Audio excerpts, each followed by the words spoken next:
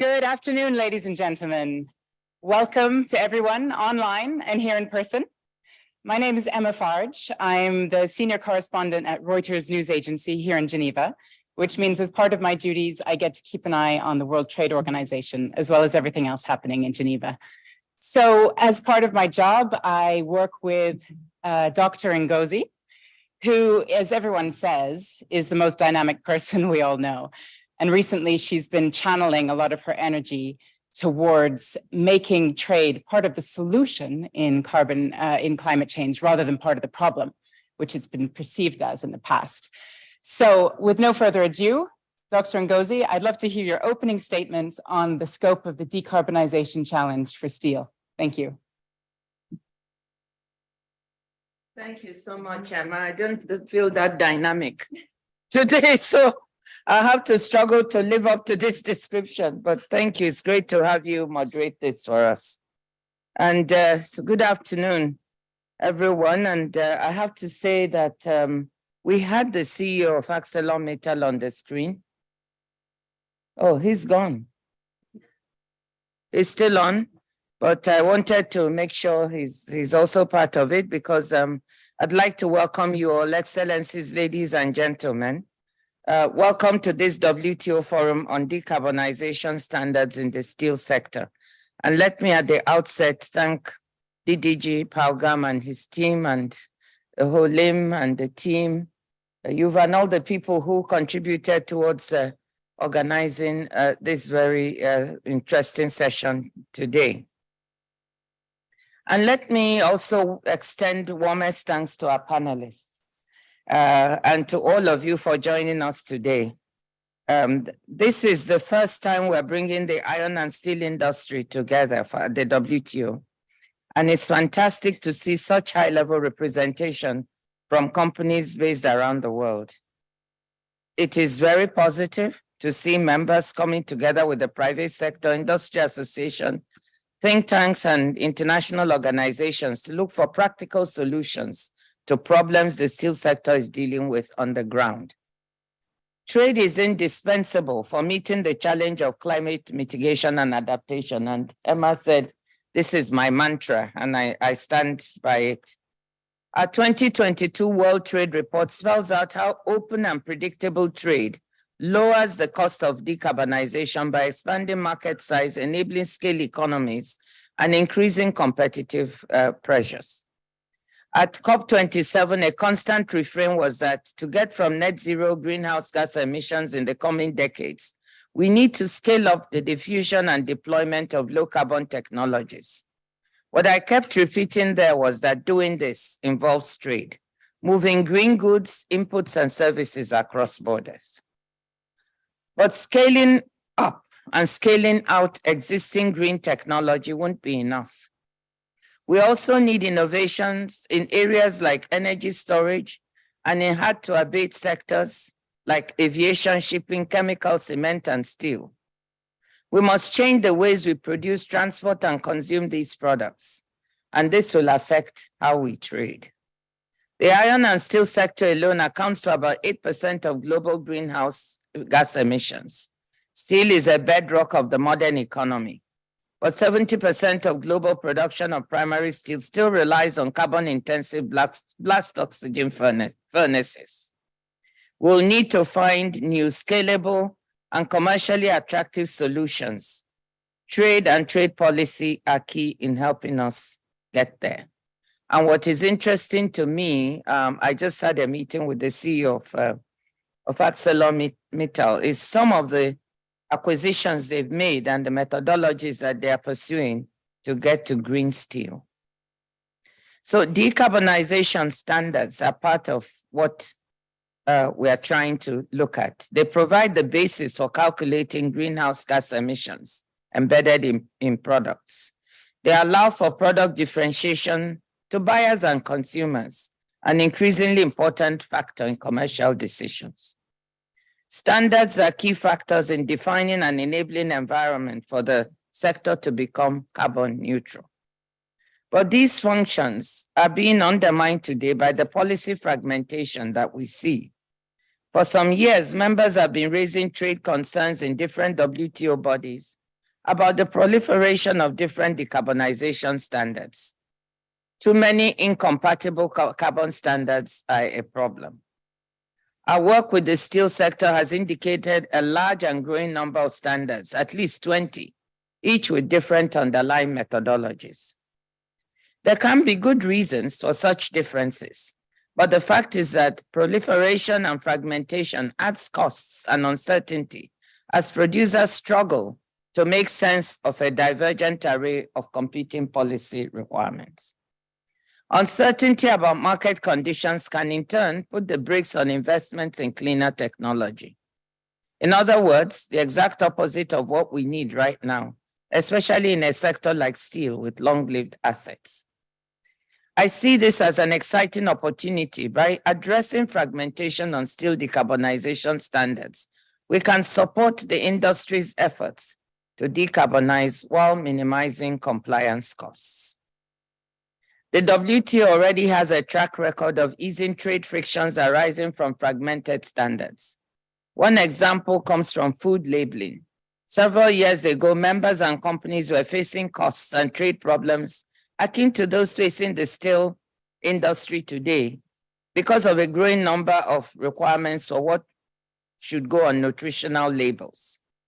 Discussions in the TBT, Technical Barriers to Trade Committee, help manage trade frictions and inform the development of new international standards in the relevant standard setting agencies.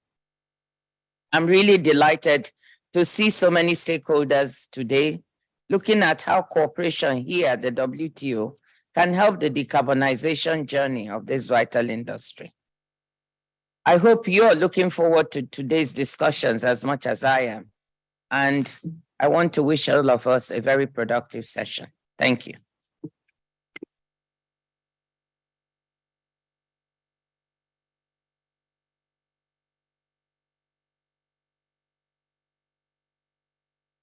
Thanks, Dr. Ngozi. So, ladies and gentlemen, this is the power panel, as well as the Director General.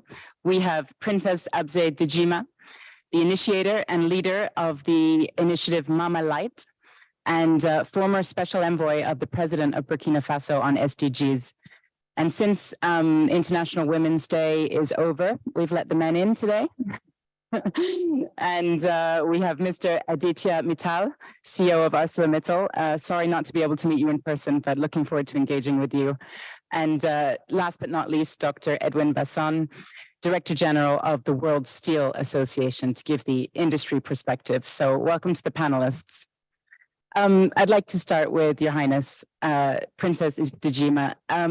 You're from Burkina Faso, which is a country which is on the front lines, assuming the consequences of what we're not doing on climate change. How can trade help? How can it be part of the solution? And what more support do you need to achieve your low carbon strategy? Thank you. Thank you very much. Before I start, I would like to really express my deep appreciation to WTO, to my sister Ngozi, was really a role model, to echo the 8th March yesterday. Coming back to your question, Africans are green by nature. And this is something that everybody knows. My country, Burkina Faso, has, of course, like any country, his NDC program, pathway, how to green his economy. The issue is is market access.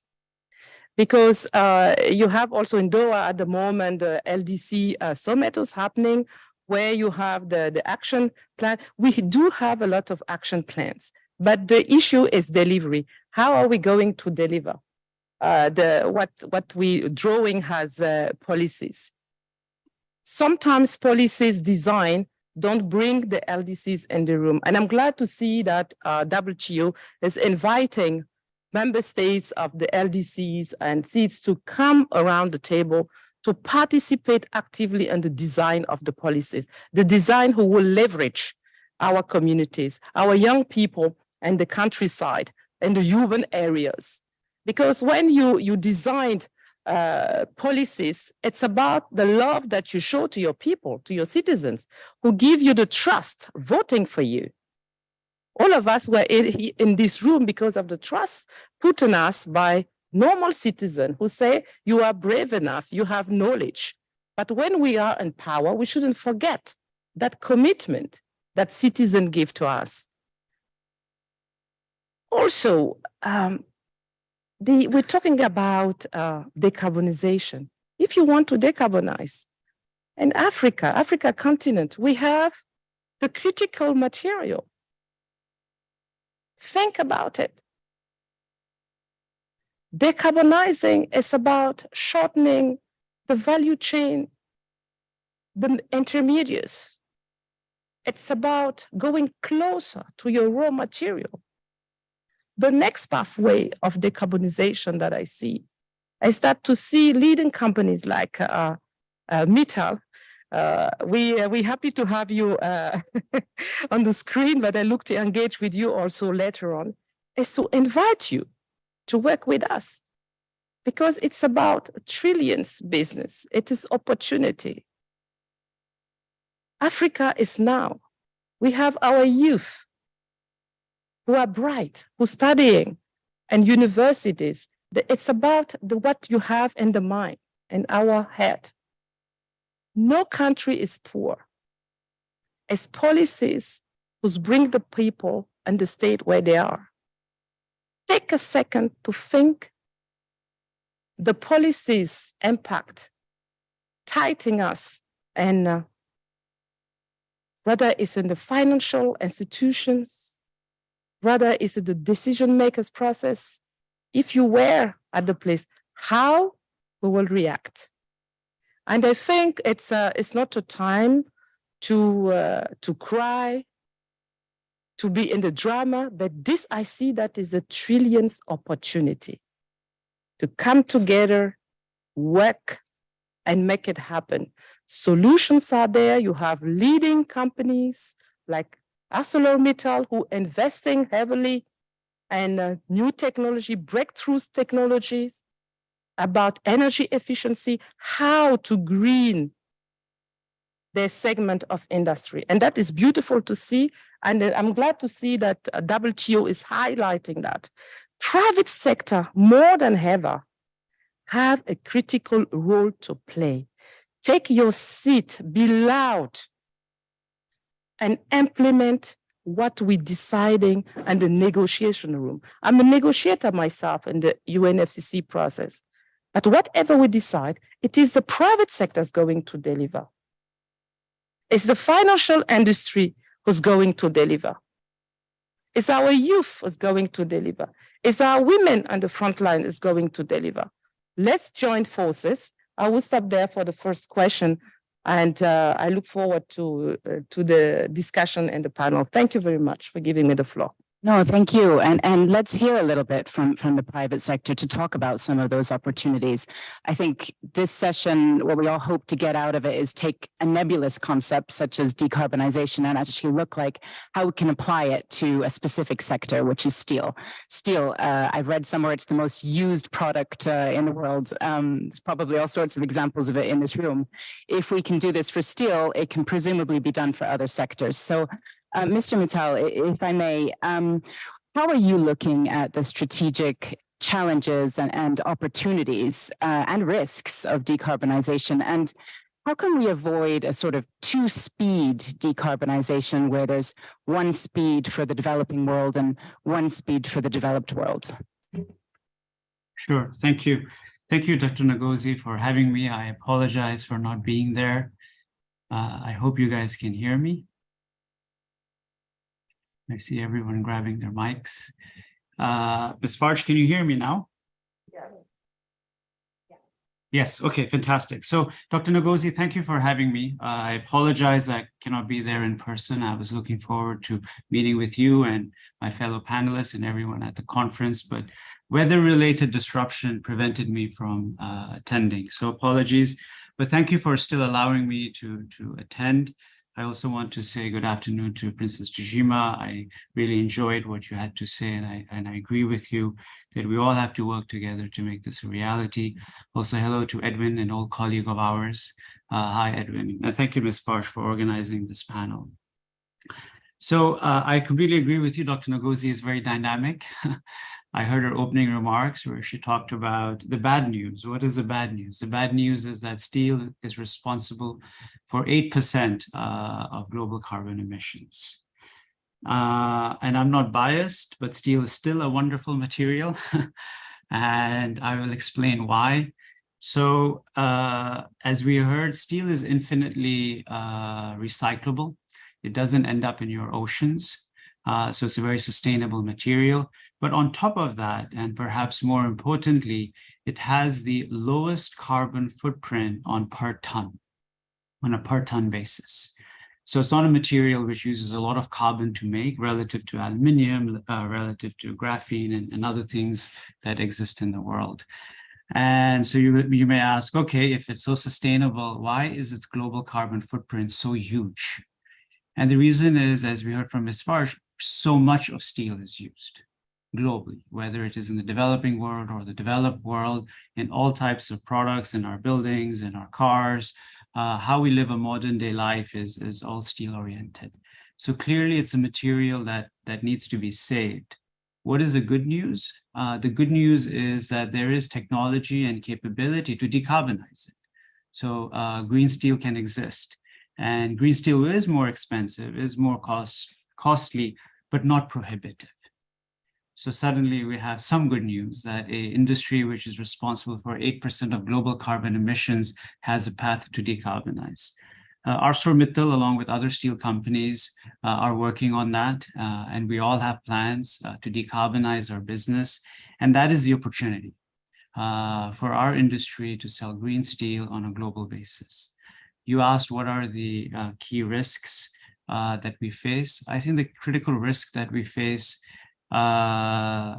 is economic cost. And trade is interlinked with that, and border adjustment mechanisms or global carbon taxes are all interlinked. Because as we decarbonize, we have to spend money in terms of CapEx, and our OpEx costs also rise. How can we get guarantees or assurances or regulatory certainty that we will not be undercut?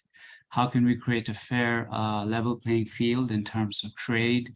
How can we have common policy, both in the developing world and the developing world, so all of us can decarbonize together without harming each other's interests? And I think that is a really big question. And so I appreciate having this dialogue where everyone can come together and share their thoughts. I think critically you asked the question on developing and developed world. I heard from Dr. Ngozi some fascinating ideas on how she wants to bridge that gap, and I'm sure we will discuss that further. But fundamentally, I would just say on a high level basis, everyone has their own cost base to decarbonize. We need to recognize the historical context of where countries are coming from and create a system which is fair.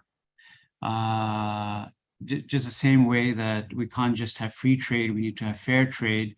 I think on carbon and how we decarbonize the steel industry, we need fairness in the global systems.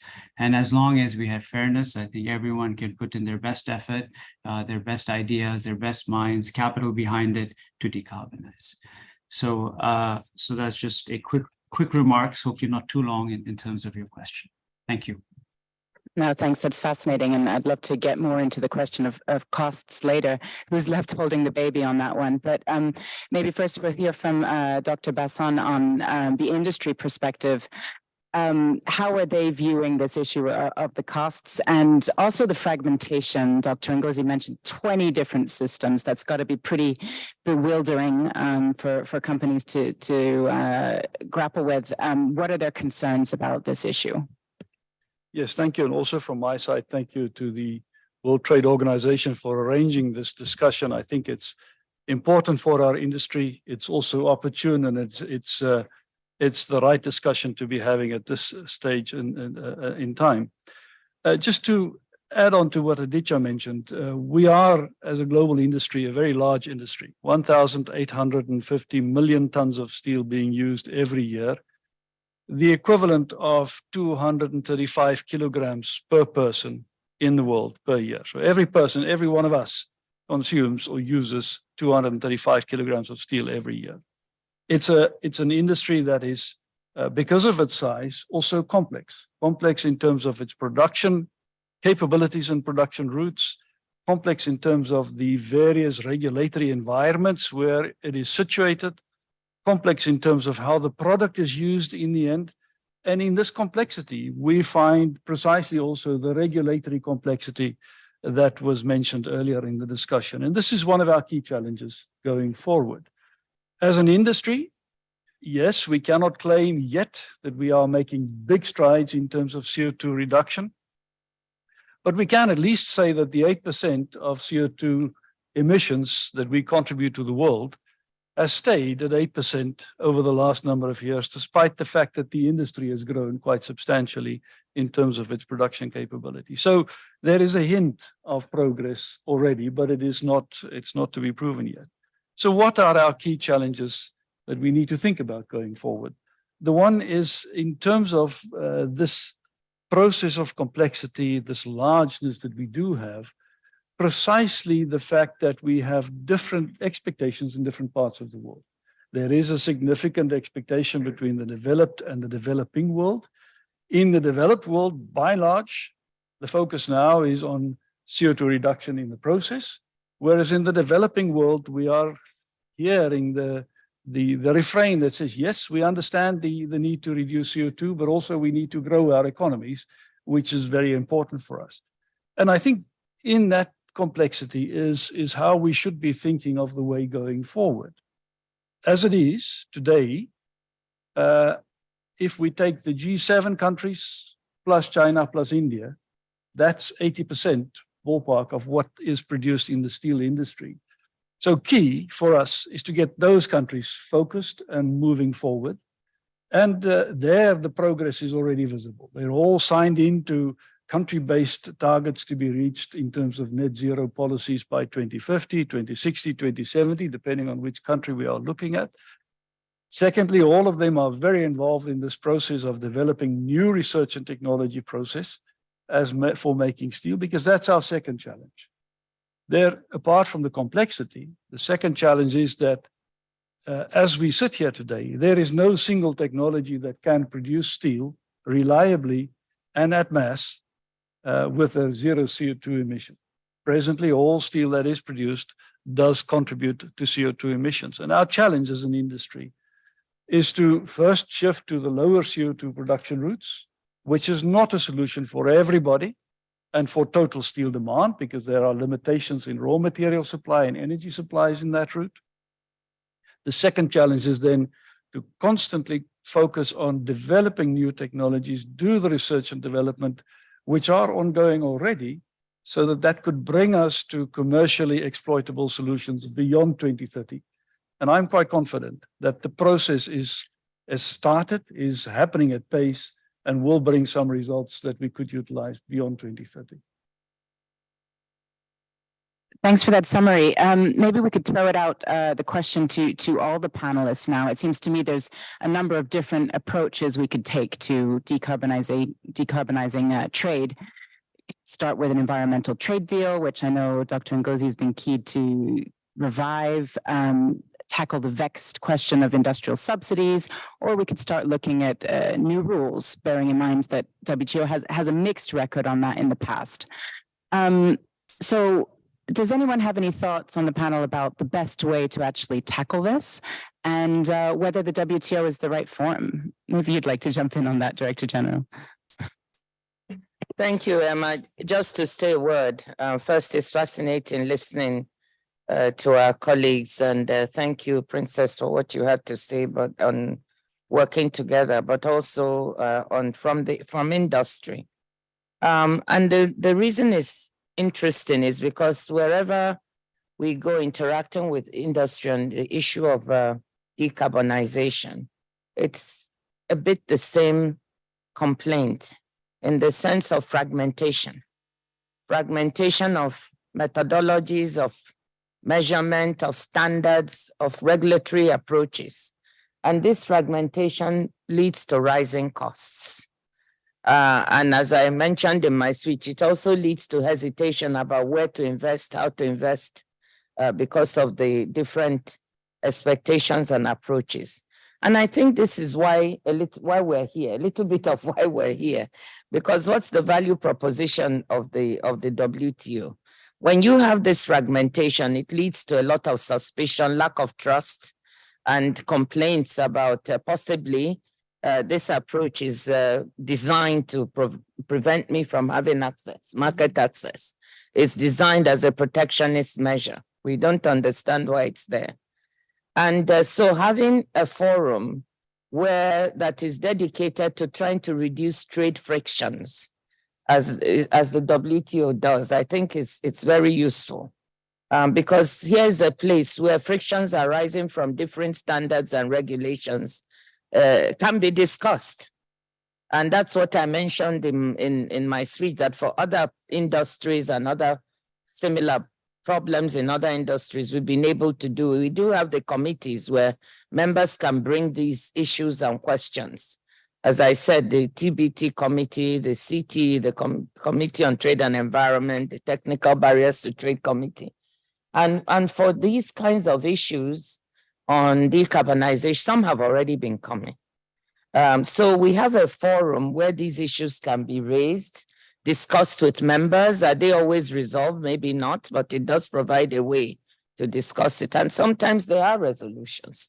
So that's the value proposition. And I think that's why several in industry approached us to see whether there's anything we can do. One of the things we'd like to do is to try to avoid trade frictions morphing into a more litigious approach, if we can work with them beforehand.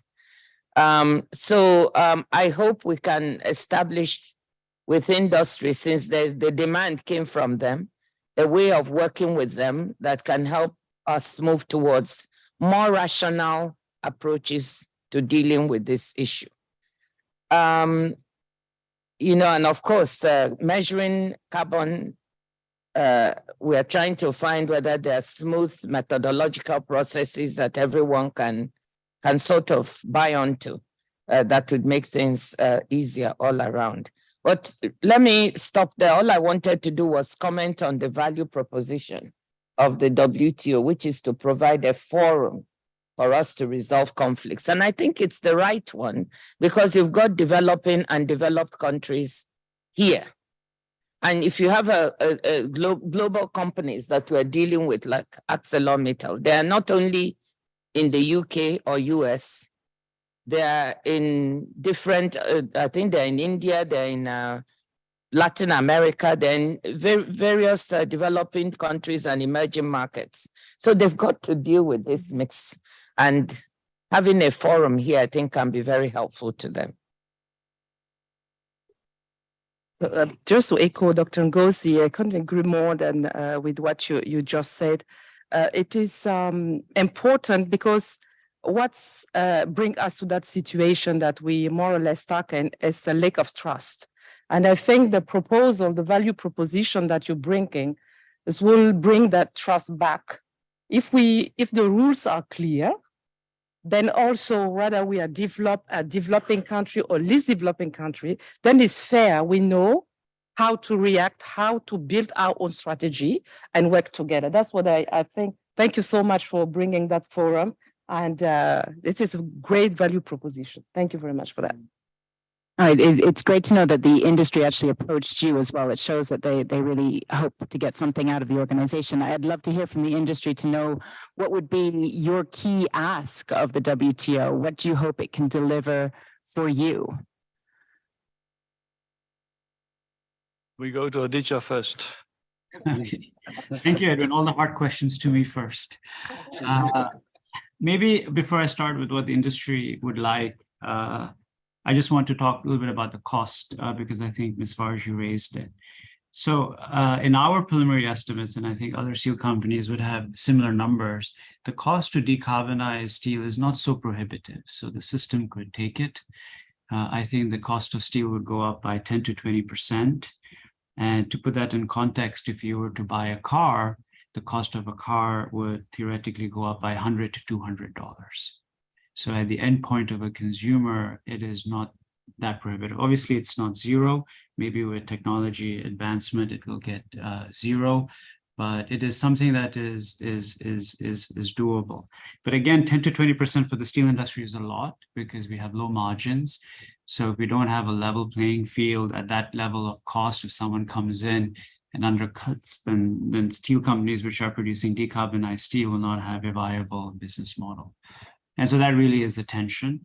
In terms of what can be done, I think it's related to that.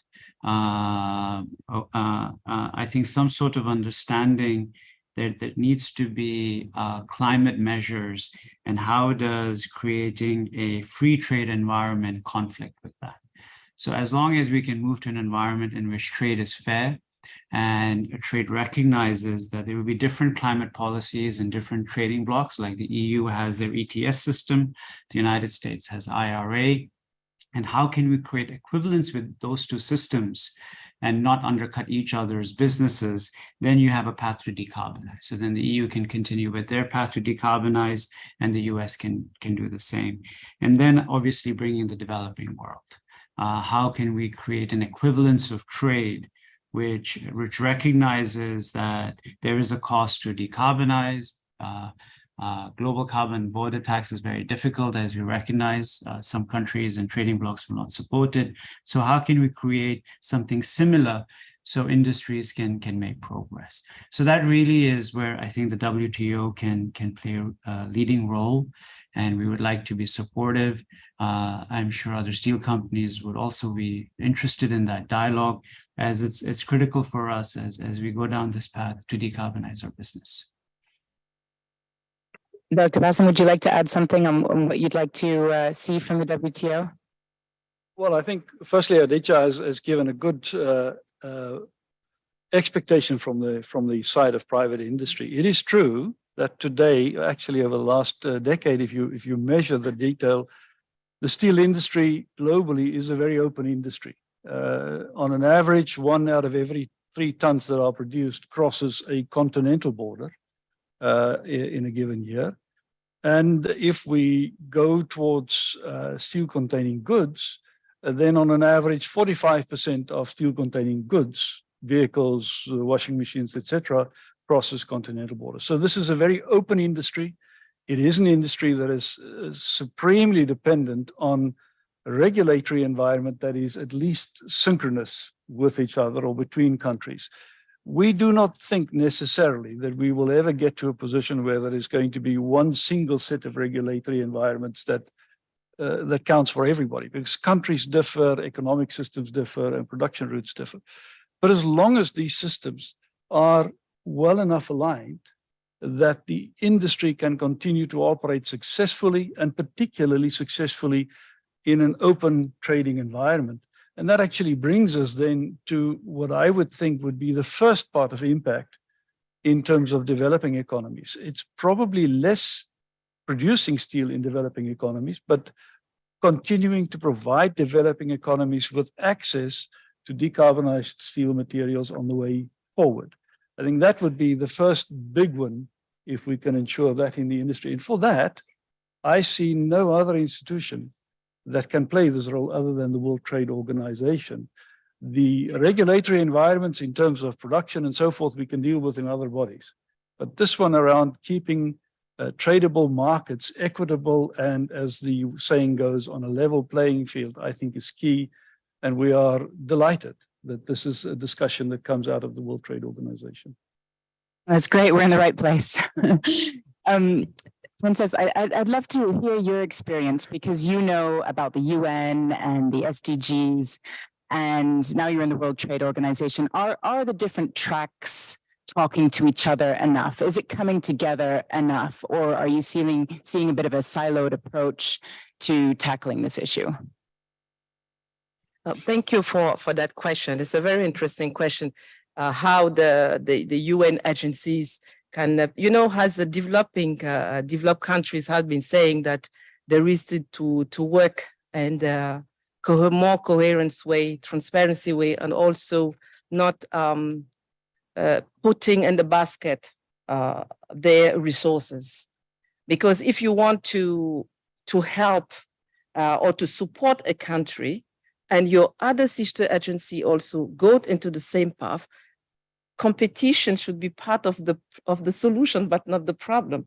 Our concern is that you come together and help the national program to implement what he has, not to make him do what you want him to do, but what would improve the life of my people, of my communities. That is but the UN agencies understand that, and they even have a coalition. The SDG 17 is about partnership. It's about building a cooperation to move along together, because they are interconnected. Sometimes you have people say, well, I like SDG 5 or SDG 4 education. No, they are one single family who are connected. You won't say that I love more my eldest son and not the youngest one. I think that's if you think in that way, you can move along. I want to also to just go back at what need to book my long distance after 50. Vital said, my brother said, if we have a coherence between the standards, that also will allow a better carbon pricing. Because if we want to decarbonize, we're talking about put a price on carbon, which is right. And I think that the leading segment of iron and steel can also lead that carbon pricing. And I invite you to take the lead on this, on putting the price on carbon. That would help really leverage the critical mineral resources to have, it will be good for you to have green hydrogen in Africa. We're able to do that. You have already the EU at the COP27 and Sharm el-Sheikh, they sign contracts with Algeria, with Egypt. So because Africa is there, because if you want to really decarbonize, I think putting a right price on carbon, that will really help. So I think that what you said to regard that they really need to come together, but the UN agencies are aware of that, and WTO has its role to play, because when it comes to private sector, to trade, to rules, it's WTO. And WTO, I see it as a catalyzer of what UN agency has, and they have their units of private sector, but really I see it like the rivers coming to the ocean, and WTO is the ocean who really can have that enabling environment to hide that. So that's what my thinking. And let's get the ocean and the big boat on still there, green still, of course. Mr. Mittal, would you like to come back, Dr. Ngozi, on that? Yeah, well, maybe two things. I think there are two related issues we're talking about. So one is the standards. What is the standard for green steel?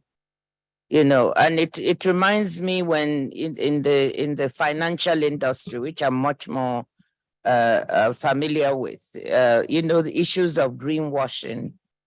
So we have to look at all these different standards. When people say I have decarbonized steel, what does it mean? So that's one set of issues. How should we set the standards for green steel? What does it mean? And we actually did a bit of work on that before, I think COP27, there was some joint work with UNIDO to try and get a handle. And that's where these 20 standards, this group says, I think this is what green steel means. The other one says, I think this is what it means. So we need to come to some kind to help the industry. They cannot be struggling with these multiple standards everywhere. So that's one set of things that we're grappling with that they need help on. I think we could talk about. The other is a related one that you rose. I didn't want to even mention that word here. I was surprised to hear you mention carbon pricing. It's not the same thing, but it's a related concept. If we are going to decarbonize in the world, one of the approaches to do it, of course, you have regulation, you have legislation as a legitimate path. You also have pricing. And not every country is going to follow the same approach. But the thing is, do you have a way of trying to get an equivalence for what countries are doing? This is really what the industry is asking. How do we know if someone tells us that this legislation is what I'm going to use. And another one says I'm using carbon border adjustment. And the third one uses a third approach. It's very confusing. Is there some way of making all these approaches? So it's not telling countries to go and do something else. They will do what they will do. Right now, we have 70 different approaches in the world, and we're not going to change that. Each country will tell us this is the way we want to handle it. But is there a global methodology that can enable industry to get a handle on what does this mean in terms of equivalence? That's where the pricing issue comes in. That's a separate thing, but it is a very important thing, because if you can do that, it will enable countries and businesses be able to see what price of carbon they're facing in different places. So you will have the standards. If we can arrive at what is a reasonable standard, you have the price.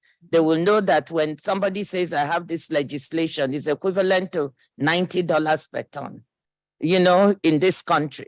Is that the right amount? You begin to debate that. But if you don't even know what it's about, or you go to a country that has absolutely no price and no approach, many developing countries today don't price carbon. They've not started to think about it. They have no approach to it. And it is going to come down on them like a ton of bricks.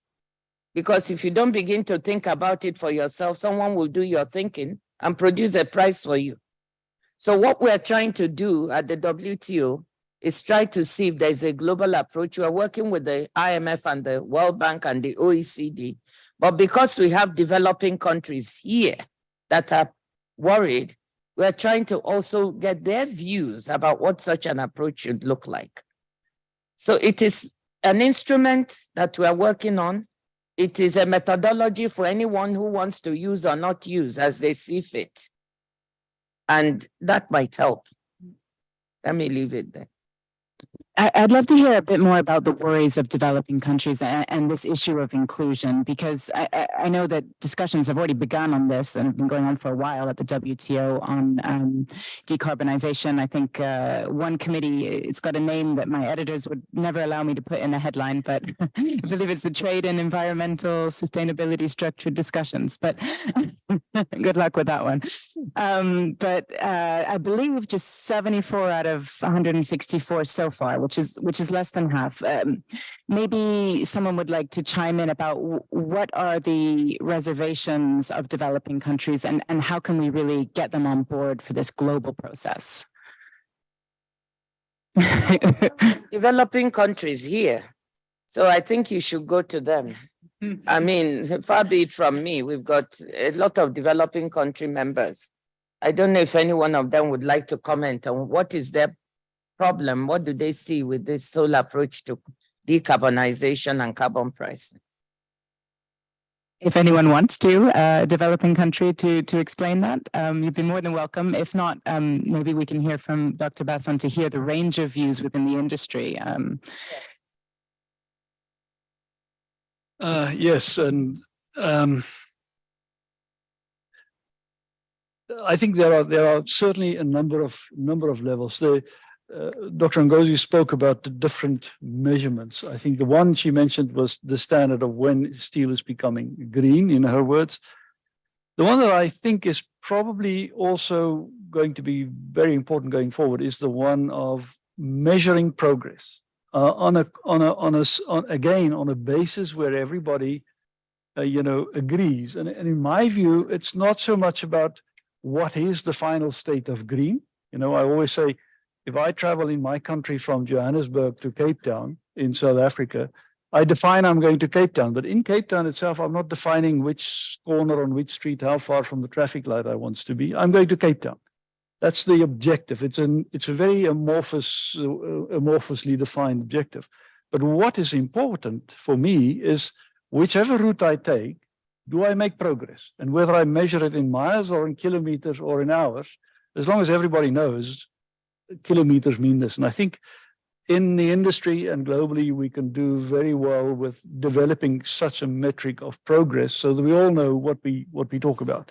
That also will help us to ensure that the savings we bring about in the industry in CO2 emissions can be equitably compared between countries. And I think getting to your question on developing economies versus non-developing economies, I think this is the key question. The big question mark that I find when we speak to our steel producing members in developing economies is this question on whether there is going to be a fairness in the system that would allow them to be not only competitive in terms of production costs, but more importantly, competitive in terms of moving material to markets where it is required. That means cross-border material trade.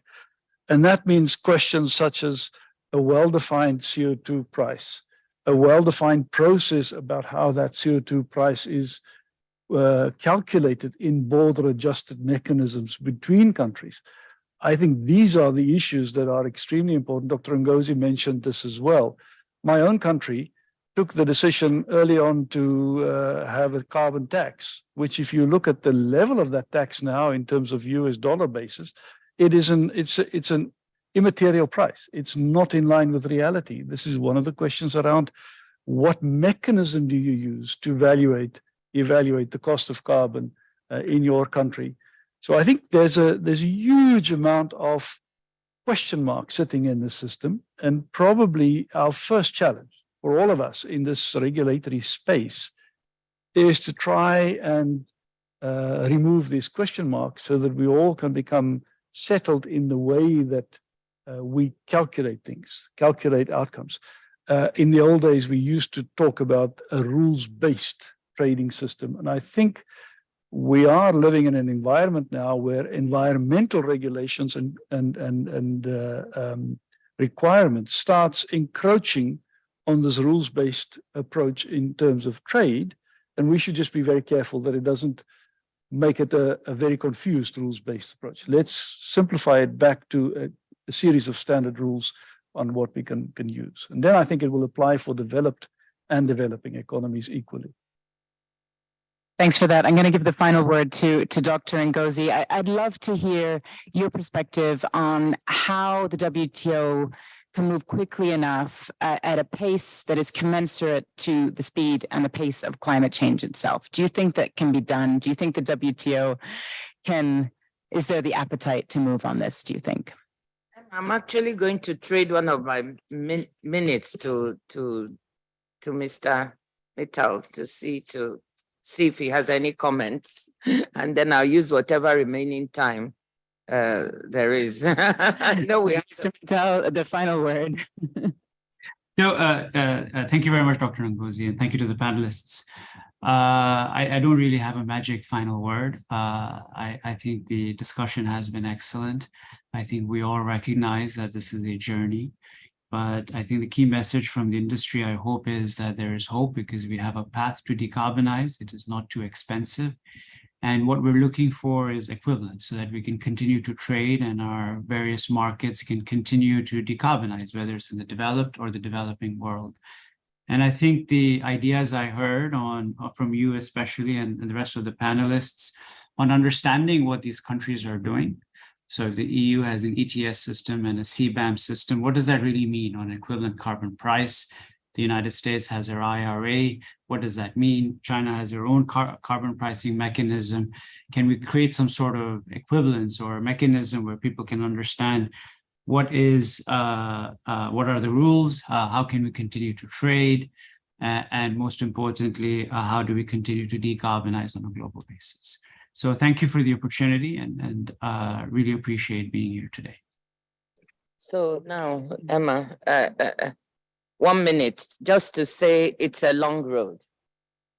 And the long road is paved with many stones because there's a total lack of trust in the system. I think I don't know if you know the WTO, but you said it. The one currency we don't have is trust. And until everybody is suspicious of everything, so whether it's developing or developed country, doesn't really matter. But on this, because it's going to be so costly, if we don't find a clear path that both developing and developed countries can agree on, it will be very costly for their businesses to be able to transact across borders. I think we need to build trust so that we can come up with a system in which we can measure equivalence, no matter what a country is doing. There has to be a way to say on this system, this is what this amounts to. And therefore the industry, that's the cry we keep hearing from them, why the IMF, the World Bank, OECD, they all started doing this work because it's the constant refrain. And we don't know what this means. If you tax us this way in this country versus that way versus the third way, we're totally confused. So I think as multilateral institutions, we need to try and help them figure out what this all means. And that's what we're trying to do. But we need the trust of our members. And I think it's a journey and we're just starting. We're just starting. I hope we can do it. Thank you. Thank you, everyone. Thank you.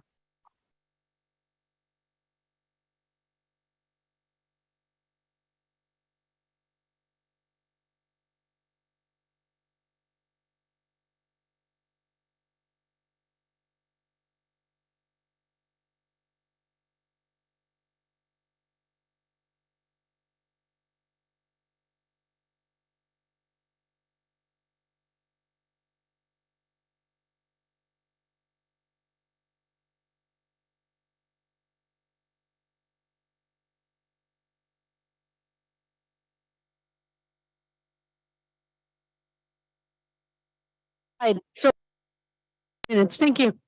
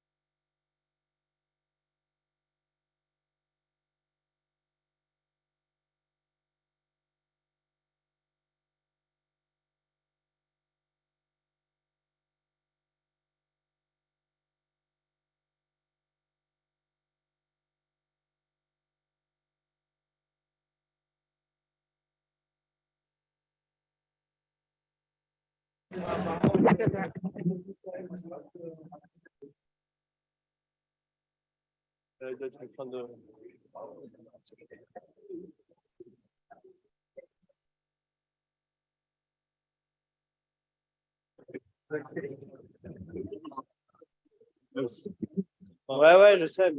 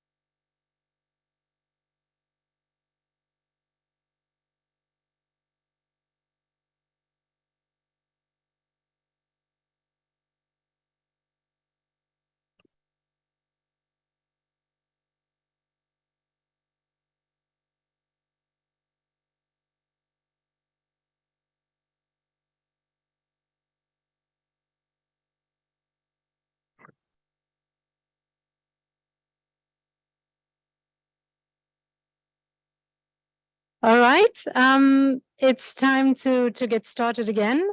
We are now moving into the first action panel. It has the title Laying the Foundation for Coherent and Transparent Steel Decarbonization Standards. I'm Åsa Ekdahl. I'm Head of Environment and Climate Change at the World Steel Association, and I'm very happy to be here to moderate a panel. We have some excellent speakers on this panel. It's a good mix of industry and organizations. So let me first start with Mr. Kyung-Han Kim. Mr. Kim is head International Trade Office at POSCO Steel. Then we have Ms. Maureen Hinman. She's co-founder and chairman, Silverado Policy Accelerator. Then we have Ms. Senira de Mura Nunes, environmental manager at Gerdau. And then Mr. Stefan Reis, head of structural industry policy division at the OECD. Was difficult to say. And last but not least on the panel, we have Mr. Hiroyuki Tsuzuka. He's a fellow with the JFE Steel Corporation. So we're going to start with the panel discussion, but afterwards we're going to have two member perspectives. One from His Excellency, Mr. Brajendra Navneet, Ambassador, Permanent Representative of India to the WTO. And then from Mr. Hido Halben, Deputy Head of the Permanent Mission of the European Union to the WTO. But we'll start with the panel discussion. And I'd like to turn first to Mr. Kim. So you are representing POSCO. It's one of the leading steelmakers globally and the largest one in South Korea. You are heavily investing in low carbon steel production. And I'm wondering, how are these growing? You know, we've heard in the previous discussion around this enormous amount, I would say, of new definitions and standards being developed for steel. How has that impacted on your business over the last few years? And do you believe that there will be longer term impacts on access to markets abroad? How will it impact your business and efforts to decarbonize? Thank you, moderator. Let me first express a sincere gratitude to the WTO organizing this meaningful forum. I do believe that from the perspective of steel industry, the WTO engagement in decarbonization is very critical. Thus, I do believe at this time it will be held at the exact moment. Regarding the question raised by the moderator, I just want to stress more bright side for decarbonization. As you show the slide, there is a growing consensus to decarbonize by 2050. Which was agreed upon by the Paris Agreement. Korea government, to achieve this goal, we also declared carbon neutral by 2050, with a very ambitious goal to reduce carbon emission 40% by 2030. POSCO is the sixth largest steel maker in the world. POSCO is the first Asian steel maker to declare carbon neutral by 2050. It's a very ambitious goal. In order to achieve this goal, POSCO set very clear time frame and planning to implement. You are now seeing the slide. We are in the short-term period, we do our best to enhance our efficiency in blast furnace because POSCO's major manufacturing methodology is blast furnace. Thus, we try to enhancing the methodology of a method of blast furnace, and also we are developing carbon capture, storage, and utilization technology. In a transition period, we also build more electric arc furnace to gradually replace the blast furnace. But we do not believe that those methodologies can solve all the problems. Thus, in the long term, we are now developing new technology, breakthrough one, named HYREX, which means hydrogen reduced steelmaking process without emitting any carbon. Thus, I think that this effort will be implemented, a great effort made by POSCO. However, when we review the initiatives, there are more than 20 global initiatives for decarbonization. We are recognized that there is some difference between Paris Agreement and initiatives. Those difference in timing also in criteria pose some difficulty for steel makers. A lack of transparency or sometimes lack of the coherence among those standards now create costly compliance burden to the steel maker and partially now disturb well-established trade flow in the steel market. Let me show another slide for the standard. POSCO believes that the standard among initiatives should be coherent. In order to achieve those coherent, those 4 elements, it's not exhaustive, it's an illustrative one. Those 4 elements should be carefully reflected in designing the standard. The first one is boundaries. Some initiatives use the installation as a basis for carbon standard, while other initiatives use the product level, while in some other cases, maybe nationwide level. Let me show one example. In case of Korea emission trading system and the EU ETS, the carbon emission is calculated based on the installation. And however, EU now proposes CBAM, which calculates the carbon emission per product. So key question is very simple.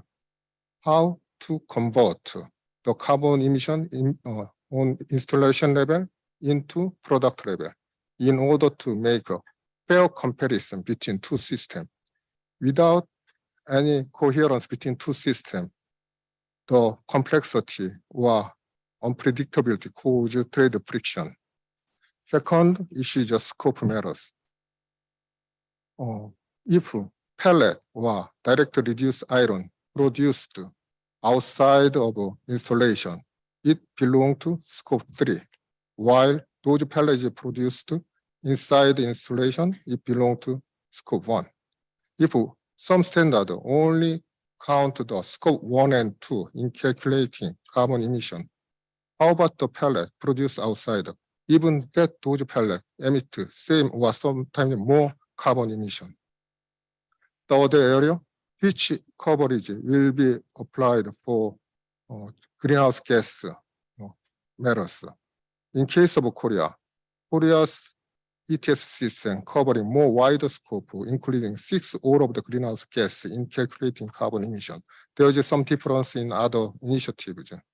Also, I do believe that we should think about how to address BOF methodology and EAF one. Due to some shortage of the scrap in the global market, also due to the final product quality, I do believe that BOF facility has its own merit. Thus, some countries want some separate benchmark for BOF and EAF system, while other countries, other initiatives prefer having only one single benchmark. Thus, we do believe that how to harmonize those 2 differences in a more single or uniform manner. And I just saw the last slide. I'll take a little time, but the last slide shows the supply chain of the steel production. From iron ore to pellet DRI, then pig iron, slab, hot coil, then processed cold rolled and coated steel, then finally delivered to customers. The large integrated steel mill has a facility, production facility to produce hot coil or slab from iron ore, while small and medium-sized companies has more focus on to produce cold rolled or coated steel. It means that they should purchase a slab or hot coil from abroad or from internal market. Thus, the small and medium-sized company has a difficulty to comply with the standard requirement. In particular, it is very hard to collect carbon emission data coming from the pellet or pig iron or hot coil. Thus, I think that this kind of matter not only exists in the developing countries, also in the advanced economy. SME companies face the same situation. I do believe that this matter should be well resolved before designing any standard. Thank you. Well, thank you very much. I think that was actually quite a good overview of all the different issues that we are facing related to these different standards. Let me now move to Ms. Hinman. Silverado Policy Accelerator, you have recently released some new analysis on what these different standards look like and how they can impact on the supply chains. How do you see that impact, and have these actors in the supply chain, how have they responded to your analysis? Thank you so much. So why don't we just take a quick step back, and I want to set the table a little bit about why these standards are so important to the trade system. So I think it's important for us to sit and ask ourselves what the ultimate goal is of the international trade system. So the goal is to create the right set of incentives across global supply chains to decarbonize in time to cross our finish line for 2050. We also have to consider the purpose of the international trade system here. And the purpose is not harmonization. It's not harmonization of our economic or regulatory systems, but rather interoperability. And interoperability is important so economies can integrate and grow together while retaining the essential right to regulate and the essential right to choose a path of decarbonization that is appropriate for the economy and for an economy's relative level of development. Now, however, the beautiful thing about the trade system is that it's actually built on the backbone of a harmonized system. The customs nomenclature that is articulated in the harmonized tariff system is actually a modern wonder. And it works so well, it's so functional and so ubiquitous that we, even in the trade community, take it for granted. If we're going to be successful with decarbonizing global supply chains, we're going to need a customs compatible system of GHG quantification at the product level.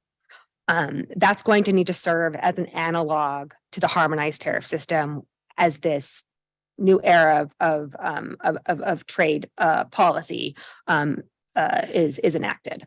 Customs territories can and will have different systems for decarbonizing their economies, and not everyone needs or is going to choose a price-based system for emissions trading. Countries will also need flexibility to determine their decarbonization route based on their level of development and the distinct incentive structures of their economies. But where trade is concerned, a standard means of GHG quantification will be necessary so that border adjustments can be effectively rendered. Otherwise, we risk introducing tariff arbitrage incentives that will concentrate production in the lowest performing jurisdictions and will ultimately result in us undermining our common decarbonization goals. For example, and to your question, we recently assessed the difference between two quantification systems, the California emissions trading scheme and the EU emissions trading scheme for 1 ton of steel produced under identical conditions. What this analysis yielded was that the EU ETS yielded 0.89 tons of CO2 equivalent versus the California ETS, which produced nearly 3 times that at 3.12 tons of CO2 equivalent for the same ton of steel. The reason why there are fundamental differences in these two systems is because they count inputs differently. They start and stop at different places along the supply chain. They have different boundaries, and they count a different array of greenhouse gases. Were we to use these two distinct systems to levy border adjustments, the result would be a concentration of steel production in any system that uses the EU quantification system, and that's not a fault of the EU system, but that would be the natural result because of quantification, and that result would have nothing to do with GHG performance, because when you're counting different things in different ways, there's no standard by which you can measure equivalence. And those of us, the DG was mentioning, all of these things move at the speed of trust. I think that's appropriate. If we don't have a transparent system, there can be no trust, because we're not talking about the same things at the same time. And those of us who have a little bit of understanding of how trade negotiations have gone in the past certainly know that the opportunities for arbitrage and the risk for arbitrage are real, and that in order for this system to work, It really has to be a system of common quantification, or there's going to be the legitimate decarbonization goals will not be met, and there's going to be a lot of economic acrimony between countries in the short and medium term. So we need a uniform and standardized system for carbon accounting, and we need this system to do some things in particular for us. And I know some of my colleagues in the steel industry are going to talk about this a little bit later. But first, we need a system that's compatible with customs procedure. Customs officers need to be able to implement this, and it has to be for that reason, it has to be compatible with the harmonized tariff system, or inversely, the harmonized system has to be compatible with this system of decarbonization of quantification.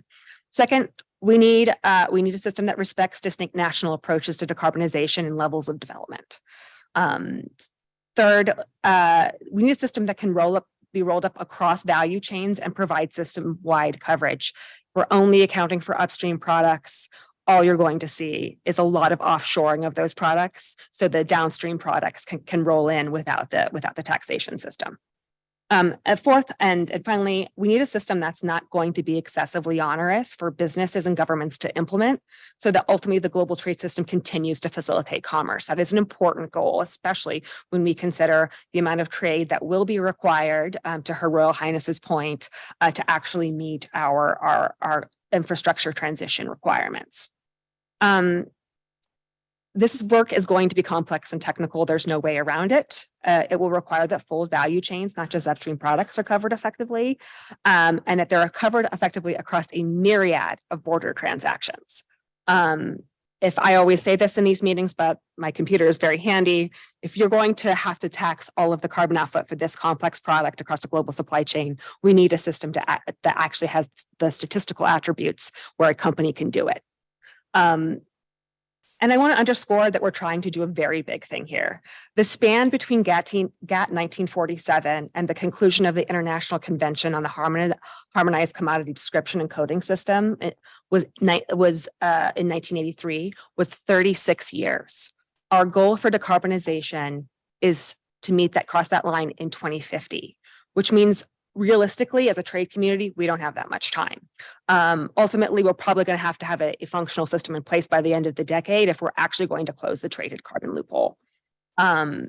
Fortunately, I don't think we need to reinvent the wheel. I think there is a plethora of existing customs, air pollution control monitoring, and production data that provide us with all the parameters we need to get this done. But what we need is a coordination and work among the private sector, among regulators, and among the trade policy community to actually come together and have some brass tacks conversations about what an apples to apples comparison for the purpose of trade means. These are really critical questions that we're going to have to answer, and let's get to work. Excellent. All right, so we heard quite a lot about why we need to do this. So let's now turn to a steelmaker again to see how this has impact on your reality. So Ms. Nunes, you're from Gerdau, Brazil's largest steelmakers, and you have announced targets to be carbon neutral in 2050. So what impacts are you facing in your operations from these different decarbonization standards, both in the near and long term? Thank you for the question, and it's a pleasure to be here discussing something so important for our industry. Like you told us, Gerdau is a company with more than 120 years of history. We are the largest Brazilian multinational steel producer. We have presence in almost all countries in America, and we are the largest steel recycler in Latin America. Our figures comparing CO2 emissions with global average, we are more or less half of the tons of CO2 per tons of steel. So we are in a good position.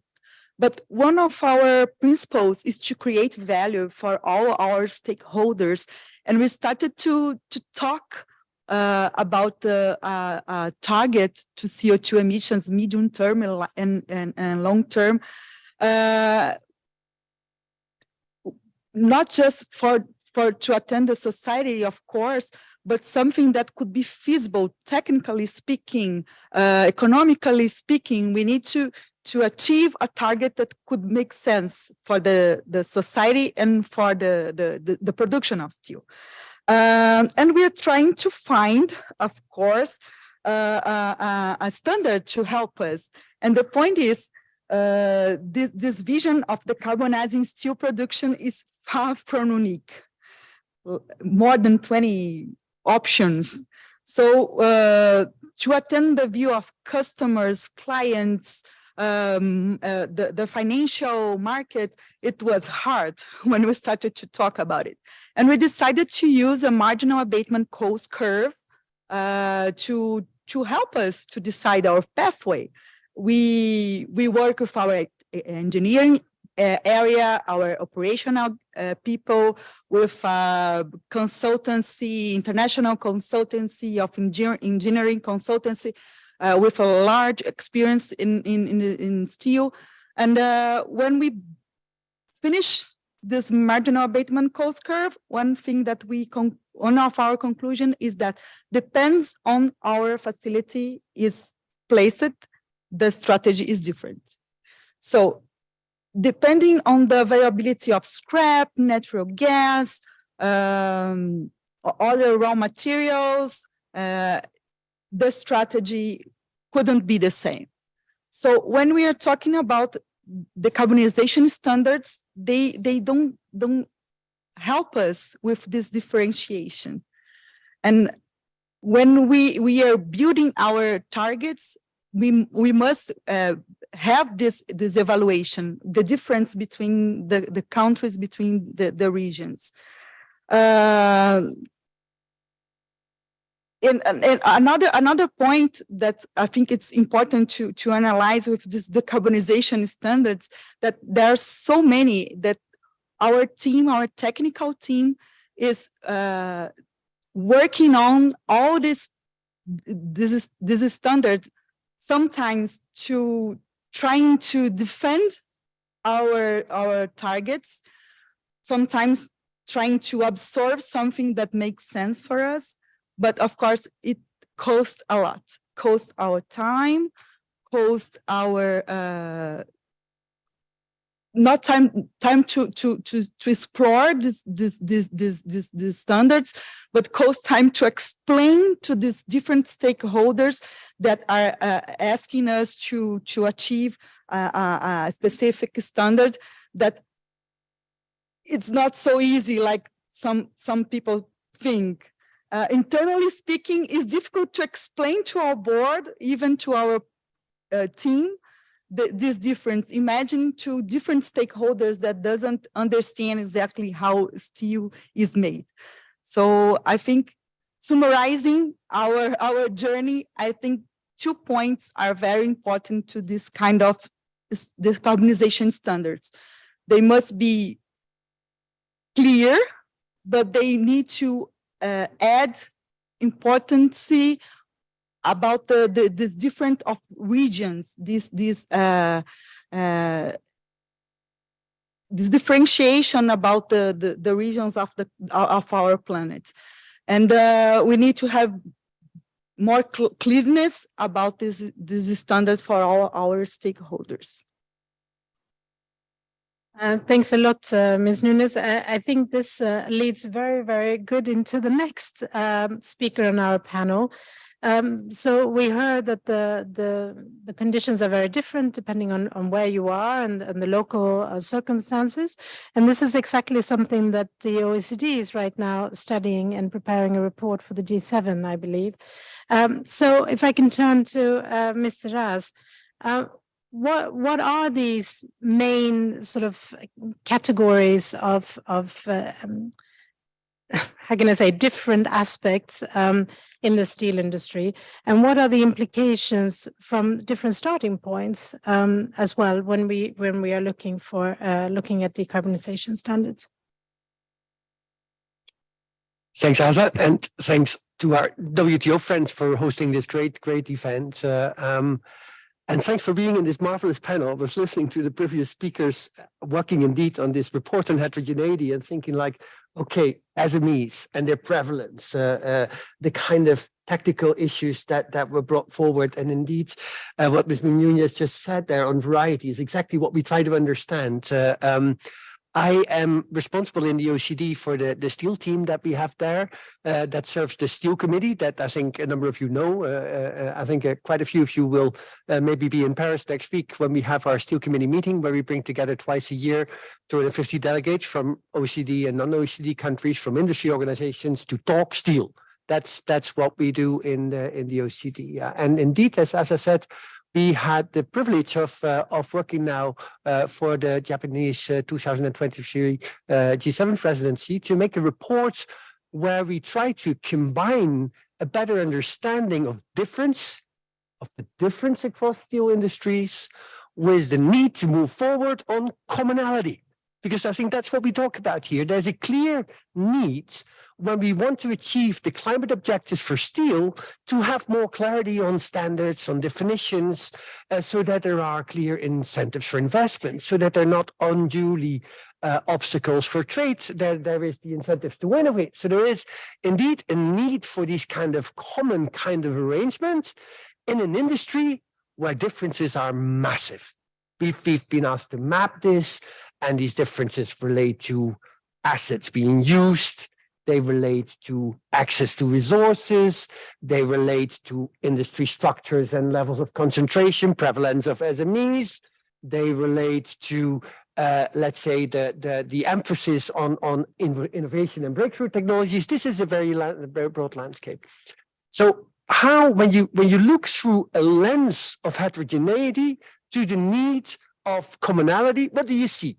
And this report is still work in progress, Asa. So these are just some preliminary remarks, if I may want to make three, but just maybe to enlighten the discussion here a bit further. It's not just about trade. We're talking about standards and definitions in the slightly wider context where they're relevant as well. But one thing, if you look at this and you see that there's so much difference in an industry, I think you can safely conclude that getting to that commonality, getting to these standards is complex. I think you can also easily conclude, just logically thinking, that that complexity may be higher in some areas than in other areas.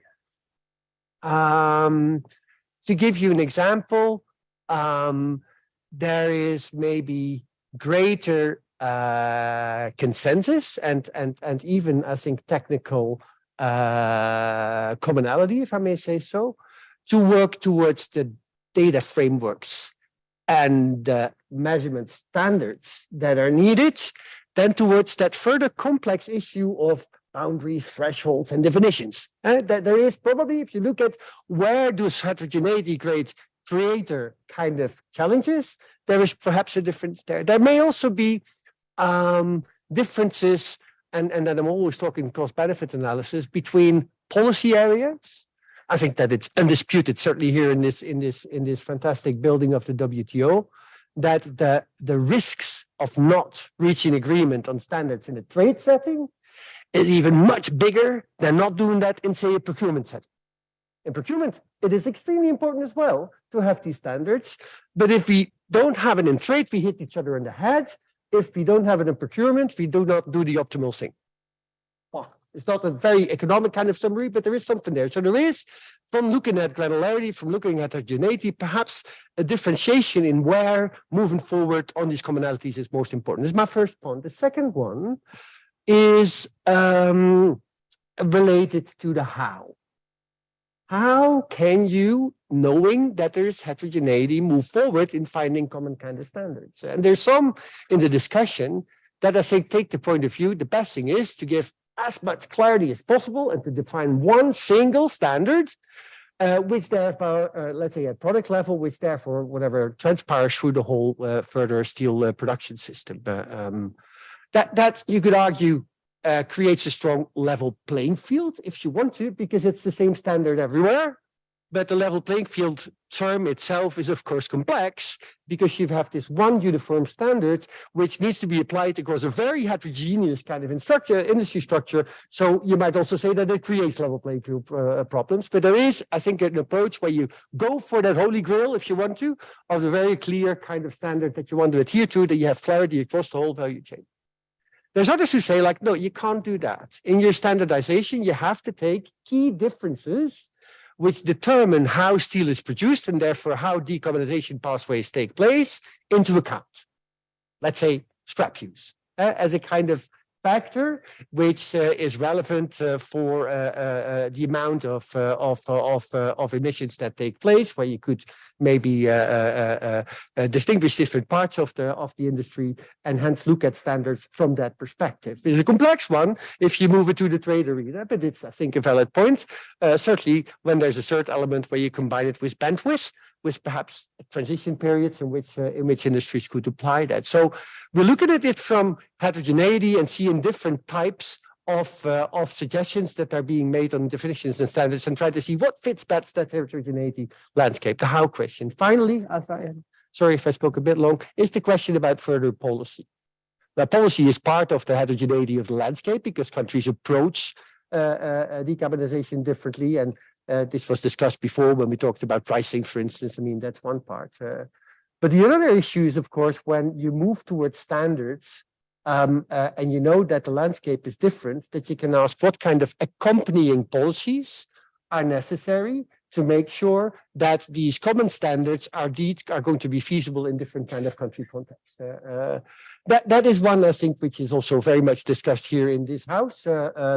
Where you still, I suppose, need to ask the question, in what situation and in what form do you think that these complementary policies are justified?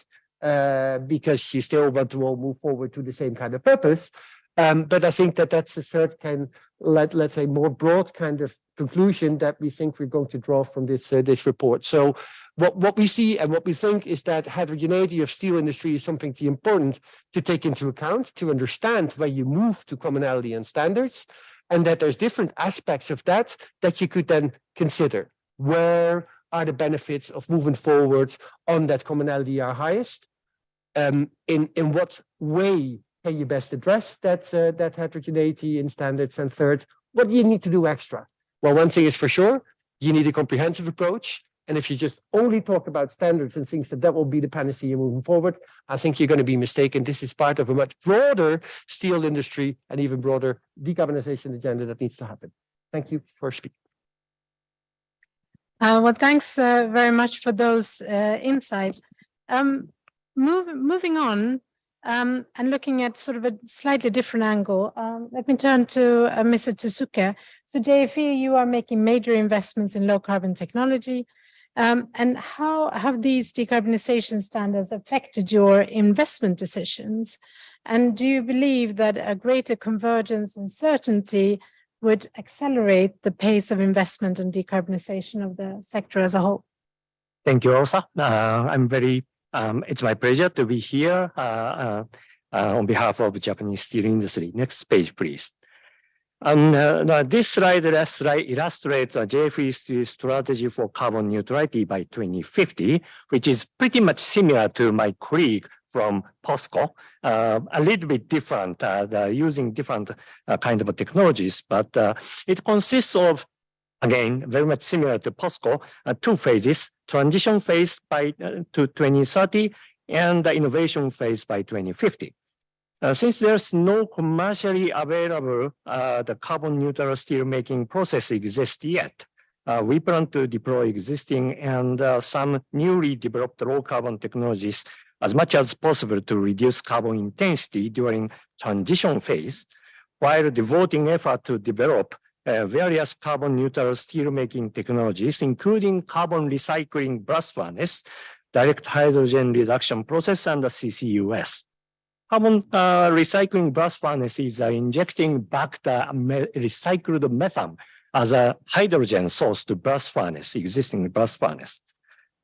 Considering the scale and the difficulties of such technologies, we have no luxury to eliminate any options. So we are currently investing our resources to multiple possible process in parallel for carbon neutral steel. Next page, please. During transition period, we plan to reduce carbon emission by 30% by 2030. Then, of course, we must supply lower carbon intensity steel during the course. It cannot be pure green steel with zero carbon footprint. It is impossible to produce such a green steel in a mass scale during transition period. But such greener steel with lower carbon intensity achieved by deploying lower carbon technologies and process must be recognized and valued by the customer and the society, so that we can keep investing in innovative carbon neutral steel technologies development. Since the cost of producing greener steel and in the end, ultimate carbon neutral steel must be significantly higher than current carbon-based steel, there is no assurance for us to recover all the necessary cost for supplying such green steel. Even though Mr. Mittal explained that 10-20% more expensive, 20% more expensive steel cost is significant number for us.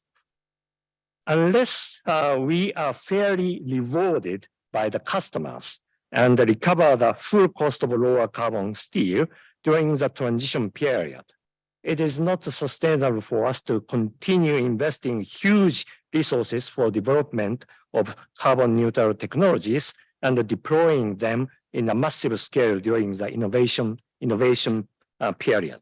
Next page, please. Actually, the value of steel as a material, such as the strength or the functionality, is nothing different between conventional steel and green steel. The value of green steel is only in the production process, which is lower or near zero carbon emission.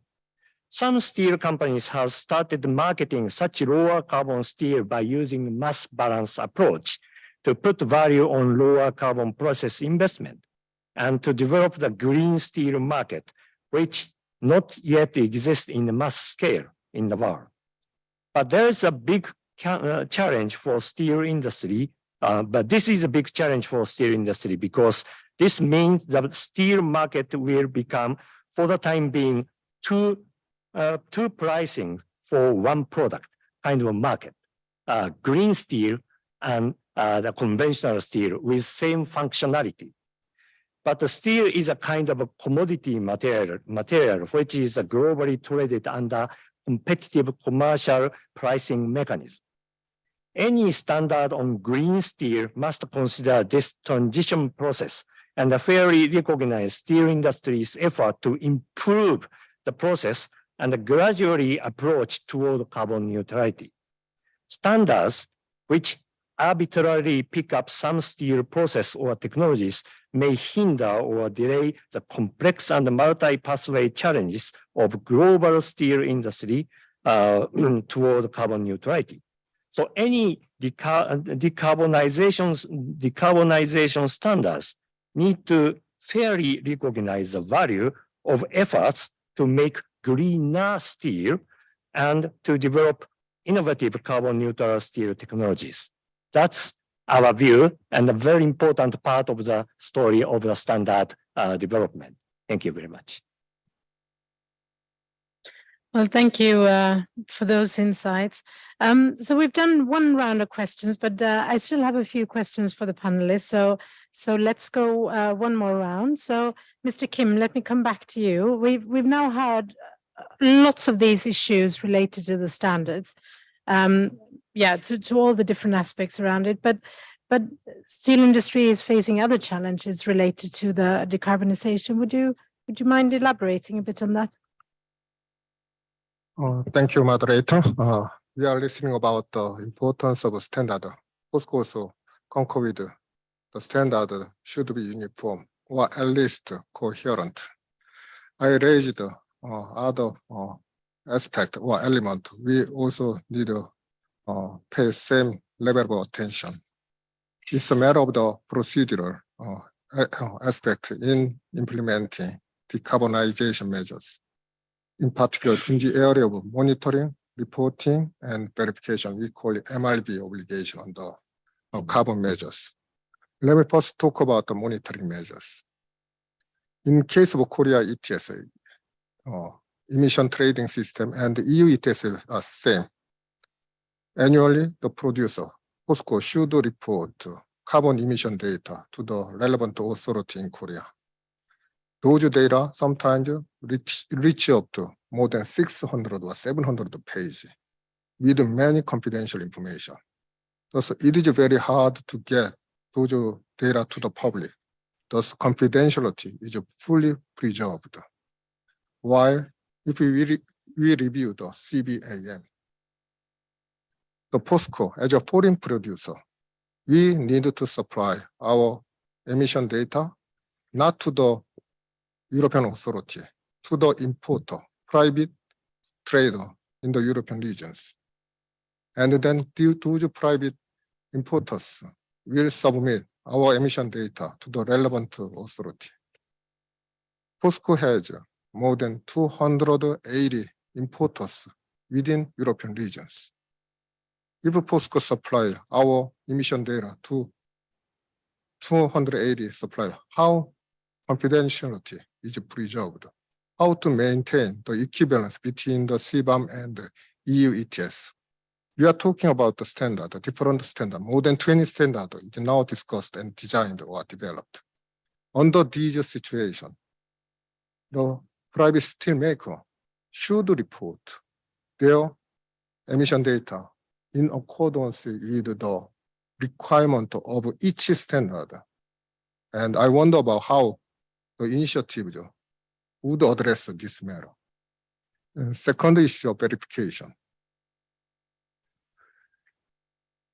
In EU ETS system, the EU steelmakers, EU relevant authority designate verifier. And this verifier carry out verification on the submitted data and issue the verification report. This report is recognized, accepted by all EU member countries without any additional verification procedure. However, in the EU ETS, at the current text, we are exporting our product to the more than 15 EU member states. And 15 member states individually accredit verifier. And those 15 verifiers carry out verification against the POSCO, including on-site survey on POSCO's installation. Just think about the POSCO should be subject to the more than 15 verification annually. It is not practicable or feasible in business practice. Thus, I'll ask question, what this matter will be handled under more than 20 different standards, because they want to set different rule of the calculating methodology, requiring different set of recording data, and how they will carry out the verification. Thus, this situation will cause significant compliance cost and should significantly disturb trade in the steel market. I do believe that before we develop the standard, this kind of measure also should be well addressed in our discussions. Please show me the second slide. I told that POSCO now is developing Pyrex technology. As you see in the slide, in order to complete our technology development, we need very stable supply of green power. Also, we need hydrogen made by the green power. Also, we need innovative technology development to build up our installation. It requires very tremendous, very significant, huge amount of financial burden, and also it requires very high qualified engineers. It means that decarbonization is not the easy job.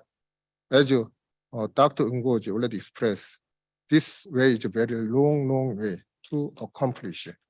Thus, any initiative, when designed, please think about the individual company's effort to reach the decarbonization. It is a very important point. It's not only a matter of the discussion of international institution or matter of the discussion of the environmental groups. Steelmakers has to make its own effort to achieve decarbonization.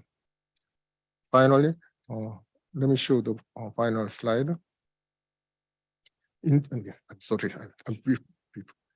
The WTO, I do believe that engagement is very important. Dialogue should be continued, and the private sector should be invited because private sector has a primary responsibility to comply with the initiative.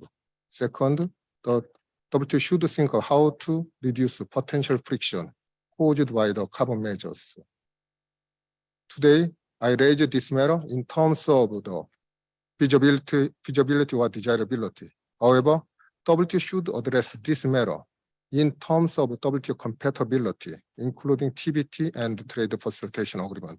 Also, WTO should think about the effect of those measures on trade. Thank you. Thank you very much.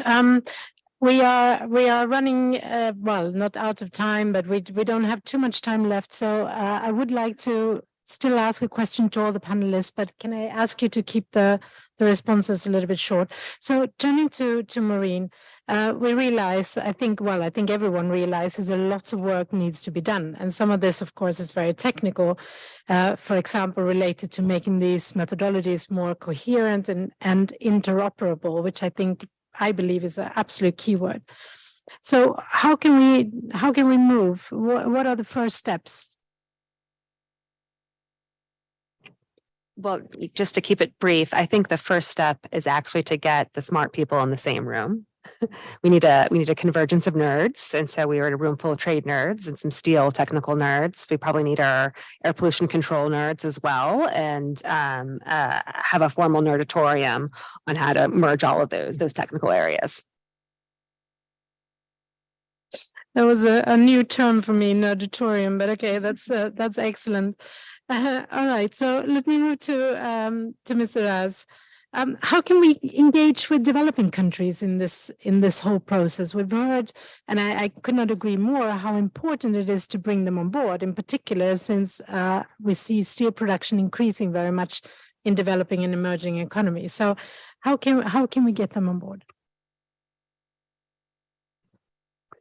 Yeah, it's clear, Asad, that it's important for this conversation to be more inclusive. I mean, it takes place in all different kind of chessboards, and there's good reasons for that. But at the same time, if you don't include from the start, I would say, countries that are important producers, importers, play a role in this industry, then you risk designing the rules of the game and the metrics by a too select number of players, whereas the game is going to be bigger. I mean, so that is a mistake, and I'm afraid that we risk doing it. So I think that it would be good to make sure that this is whatever brought upwards. I mean, this is not just a Brussels or transatlantic or G7 discussion. This is broader than that. So that's, I think, a very important one in there.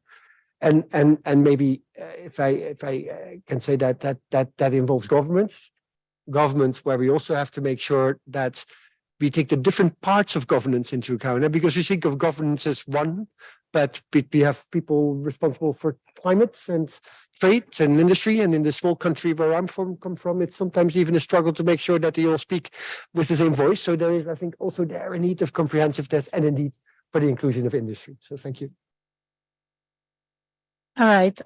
So Ms. Nunes, you are coming from Brazil. So one of these countries that we're talking about, the emerging economies, and what kind of support would you say that developing countries need to build technical capability for measuring? I mean, the very sort of detailed measuring of steel products and product emissions. I think I need to start with Gerdau's core values, doing the right thing, and to deliver a complete and reliable greenhouse gas inventory. We have investing time in operational management of CO2, automating information, training our team, ensuring the audit are robust enough. And it's a concern of Gerdau about the greenwashing. We need to avoid the greenwashing. And for that, we need a unique definition about these standards methodologies about inventories of CO2 with clear boundaries, for example, and to avoid doubts, misunderstandings, unfair comparisons, and reworks and cost, of course.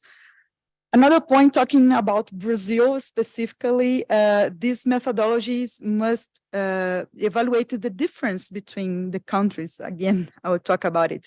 Countries like Brazil have a possibility of using biomass, for example, and the availability of renewable energy. Around 5% of Gerdau's steel production is carried out through the integrated route, replacing coal with charcoal.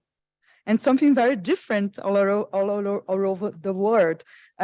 We produce using our own forests, and it's still not just Gerdau. We have other companies in Brazil that produce using charcoal. So steel producers in Brazil is working on a GAG protocol and other international agencies and institutions to recognize this carbon, like renewable carbon, neutral carbon, and even to add the possibility of removal CO2 using the plantation of the trees.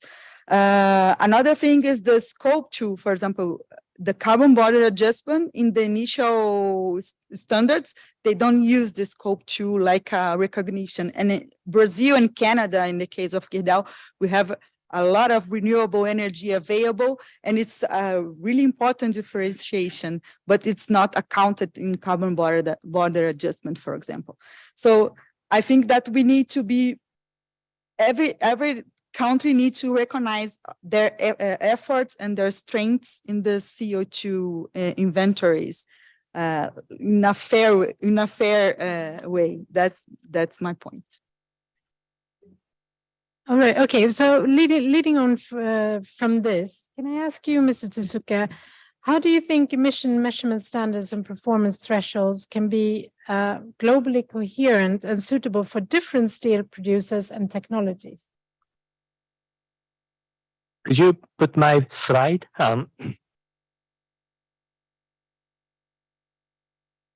Next page. Yes. This is a kind of a unique feature of the iron and steel industry. You know, this is a closed loop recycling of the world steel. And, you know, as Mr. Mittal mentioned in his opening speech, the steel is recycling almost more than 90% recycled back as a scrap to the industry. So this is a very unique feature, but so the two approaches to promote the efficiency. One is to speed up the recycling. Then still the global crude steel demand is growing, so need to decarbonize the primary steel production process is another very important part of the solution. So we need to have various approaches to decarbonize the global steel industry as a whole. Next page, please. So for the global standard methodology of CO2 emission intensity of steel, there are two widely recognized ISO standards. First one is ISO 14404 series, and the second one is ISO 20915. 14404 series are the calculation method for site-based emission intensities. Intensity based upon specific steel making rules such as the blast furnace, EAF, and the DRI. This ISO is developed in 2013 based upon World Steel's CO2 data collection program, to which the more than 200 sites data are annually collected, both from developing and developed countries.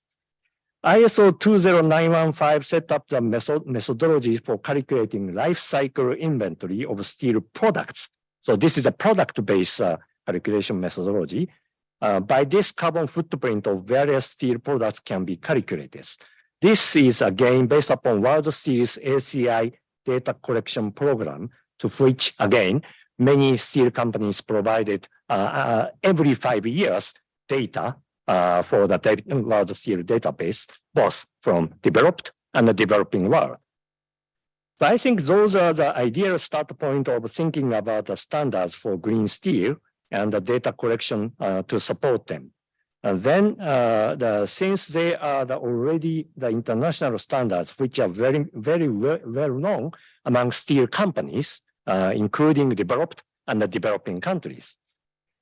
Since countries and regions are using different steelmaking process, which are best fit to local conditions, starting point for the decarbonization efforts are different region by region. Considering this reality, to achieve carbon neutrality in global steel industry, avoid trade conflict, we need to allow multiple pathways toward carbon neutral. Therefore, any standards and the threshold should reflect such reality of a mosaic world of iron and steel. Thank you. Thank you very much. I think those were good closing points for the panel as such. Let me now introduce two WTO members. So let me start with Ambassador Navneet. And I ask you, what have you learned today? What are the most interesting and challenging things that you've heard today? And what do you think WTO can do to help? Thank you, Asa, and thank you, DDG Pawan, for bringing us together. So the direct answer to your question is, let us not jump to the rule making or a standard setting. That is the first one, because earlier this building was hearing it from us, naive people not understanding steel, but now we are listening it from the pundits or veterans of the steel sector. So first takeaway for me is, don't try to bring that lawn tennis is tennis only played on grass. We would not have seen the prowesses of Nadal if we insisted on saying that lawn tennis is only tennis played on grass. So allow clay also to develop. The second one is that there is unique pathways for each geography and each stakeholders in this game. And that unique pathways is driven by historical facts. It is driven by present and future requirements. And it is also driven by future commitments. And when I say commitments, all of us work here in good faith. Every country, almost every country present here, has signed up on the nationally determined contributions. That gives every country the responsibility, which we listened to in the first session, 2050, 2060, 2070. And there is a very clear goal for respective countries that what one will do to achieve that. And let us not fragment it in going to each sector and trying to drive that.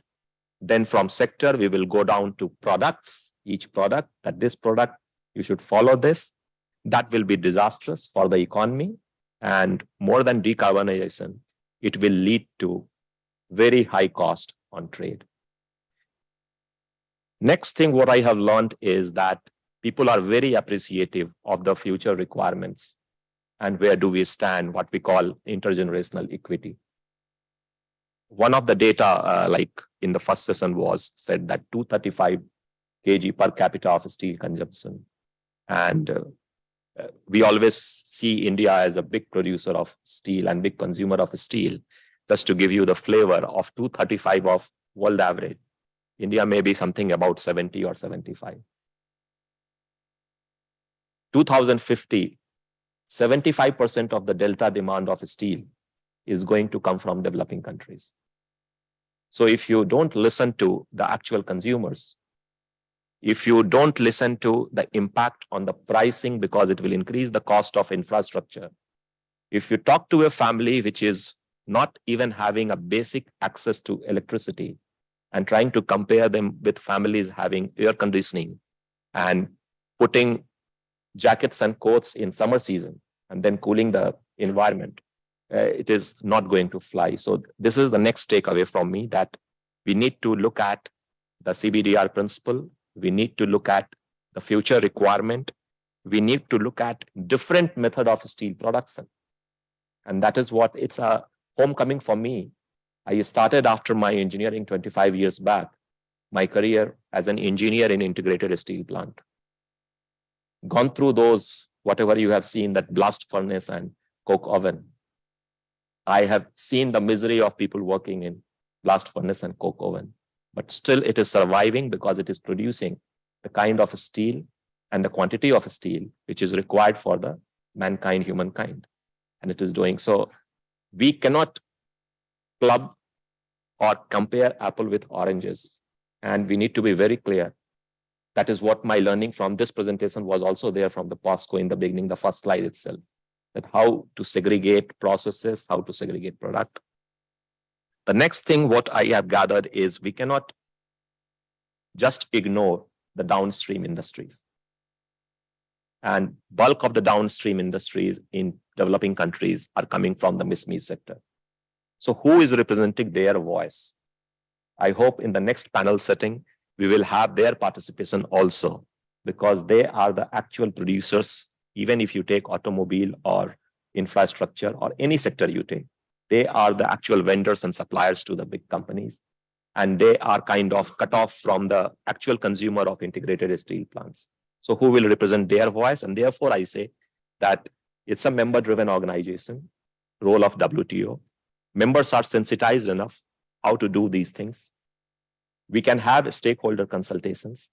And since it's a rule-making and dispute resolution mechanism, we leave that thing to the members because, as we know, governments don't trade, private sector trades. But in all wisdom, why monitoring, negotiating, and dispute resolution is left to members? Because as members, we are supposed to represent the respective stakeholders. So it is our duty to listen to respective stakeholders and bring their points on this forum. So it is fine to have in informal setup these discussions, but while doing rulemaking, while doing monitoring, and while doing dispute resolution, we cannot bypass the role of members in a member-driven organization. Thank you. Thank you very much for those comments. Then let me turn to Mr. Halben and ask you the same question. What is the most interesting, surprising thing you've heard, and what do you think WTO roles can be going forward? So thank you very much. I'm very happy to be here together with Ambassador Navneet, because I also think it's appropriate that you have taken the two of us here on this panel, because we're looking at the same problem with a degree of concern, but from a different prism. And I think it's perhaps useful for me to lay out a little bit how we see it from Europe. When we look at the climate challenge from the European perspective, we're driven by a sense of urgency.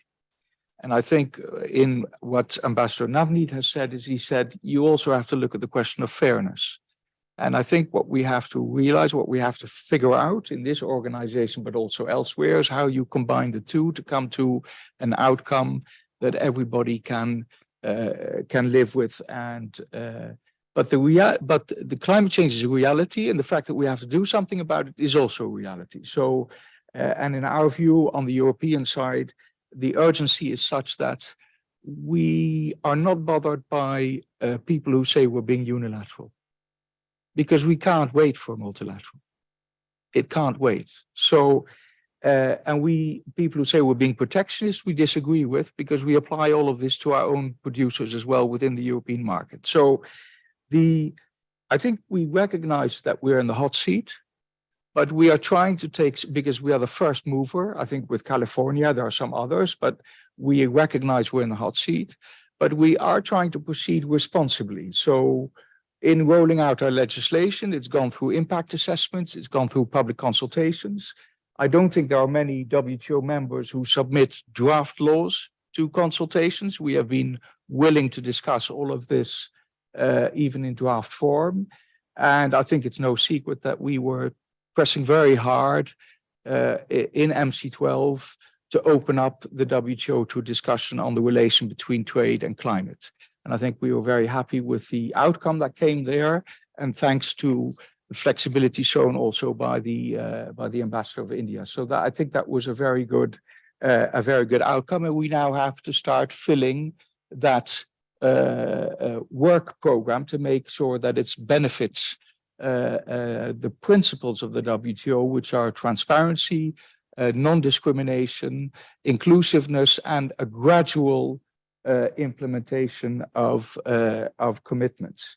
Now, in our case, I know because I was still in Brussels at the time, when the new leadership of the European Union came, I think it was in 2019, the president of the Commission took almost an executive decision. She'd been told by her civil servants that we could do 50% by 2030.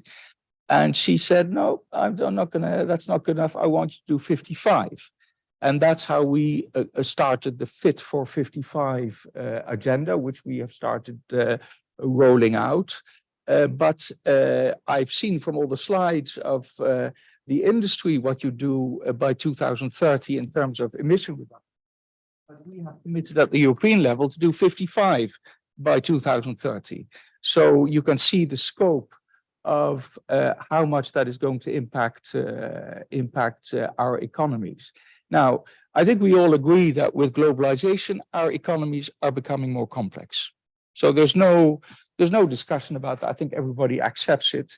But what we have to do is we have to continue to create a basis for the best evidence-based regulatory approaches. So I think the industry has shown the challenges that are manifest if you have a plethora of different standards which you may not be able to compare with, and yet in 10 years' time, they're going to be selling the same ton of steel in different markets, and on each market you have to meet different criteria. So it's going to significantly increase your costs of compliance. And that's where we as governments have an obligation to try to reduce that. And we have to find out in what fora the best place is to do that. I don't think we're there yet. I think we all accept the WTO is not a standard setting body. So the standards themselves are not going to be set here. They're going to be set in international standard organizations. We have to identify which those are and how they will go about it.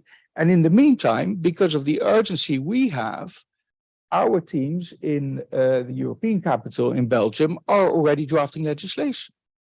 Because our framework law will be adopted in April. The first implementing legislation will be adopted by October. And then we have, I think, 2.5 years of road testing. And then the binding nature of the commitments and the obligations enter into force in 2026. But it's very gradual because they will be implemented over, I think, an 8 or 9 year period. So the full carbon pricing will be implemented in 2034. But the important thing is it's non-discriminatory. And the important thing is we have to develop these standards, and then you come to the moratorium, and we need to identify where that should be as quickly as possible in a way that we can actually get to grips in a business-friendly manner, so that I think the private sector accepts this as a challenge they have to meet. I think it's confirmed generally. And our obligation as public officials then is to do it in such a way that we reduce to the maximum the costs of compliance for private companies across the world.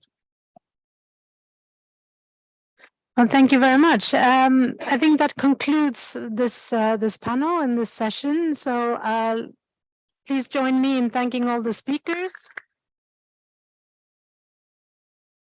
And now I have the pleasure to invite you for a coffee break, and I believe we start in 15 minutes. Yeah, all right.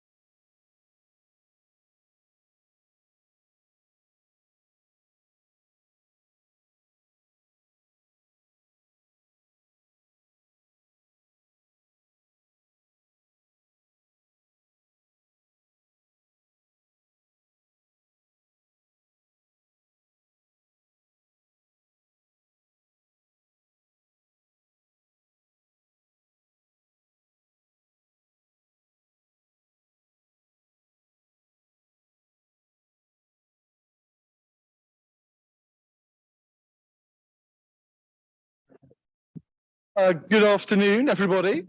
My name is Simon Manley. I'm the British ambassador to the WTO and UN. It's lovely to join you all. I know you've had a really fruitful afternoon of discussions. Be glad to hear this is the kind of the penultimate session, so just kind of hang with us. But I've got a absolutely star-studded cast here for this session. I mean, we're going to be discussing driving global convergence and international cooperation in decarbonization standards, which is a pretty exciting title. But look, I mean, you've been discussing all afternoon the big questions of how we do all of this, and we all know the kind of the big picture, the ambition to cut global emissions in half by 2030, to reach net zero by 2050, and the role that industry has to play in this. And obviously, I'm just going to make a very brief plug for Glasgow, COP26, the breakthrough agenda, where we recognized, along with 44 other countries, the importance of driving technological change and adaptation of that technological change to arrive at those 2030 and 2050 targets. And at the heart of that, of course, is understanding the role that industry can play in this, understanding the role that targets play in this, the importance of common definitions and standards to underpin our work in all of this, and underneath that, and the importance of measurement standards. And to discuss all this, you'll be very glad to hear that it's not me who's going to be telling you any of the answers to that, but my very distinguished panel. To my right, to your left, I realize, to your left, Yinghao Liu, who's the Decarbonization Director at China Brown Bauer Steel Group. If you don't know that, the world's single largest steel group. So somebody who should know what they're talking about in all of this. I then have Annie Heaton, who's Chief Executive Officer at Responsible Steel, which is a not-for-profit organization that's developing sustainability performance standards and an independent third-party certification program for the steel value chain, which we've been discussing in the course of the afternoon. We have David Miracle, who's Director of Corporate Sustainability at Nucor, which is the largest steel producer in the United States of America, and also the largest mini mill steelmaker by using electric arc furnaces to melt scrap steel as opposed to blast furnaces to melt iron. Then I have Martin Pei, who is the Executive Vice President and CTO at SASAB, which is a Swedish-based steel company, which produced the first steel manufactured without the use of fossil fuels back in 2021, using hydrogen. Very exciting bit of tech. And we have Peter Levy, who is the industry sector lead at IEA. Of course, IEA just last week, in concert with the OECD, ran a workshop on steel decarbonisation, beautifully timed in advance of today's session. And then at either ends of the panel, and I'm sure that's entirely accidental because their countries are in fact so close in so many other ways, I have my Chinese and US colleagues, Maria Pagam and Li Shengang. Thank you very much, ambassadors. And it is with some trepidation that the British ambassador tries to kind of bring together the United States of America and the People's Republic of China on these issues. And I look forward to their insights later. So we're going to kick off with my right, to your left, Yinghao Liu. So as the world's largest steel producer, not yourself clearly, but your company, how would, and we talk about standards, I said a word about standards at the beginning, but how would greater convergence of standards actually affect your business, your access to markets, and fundamentally your decarbonisation process?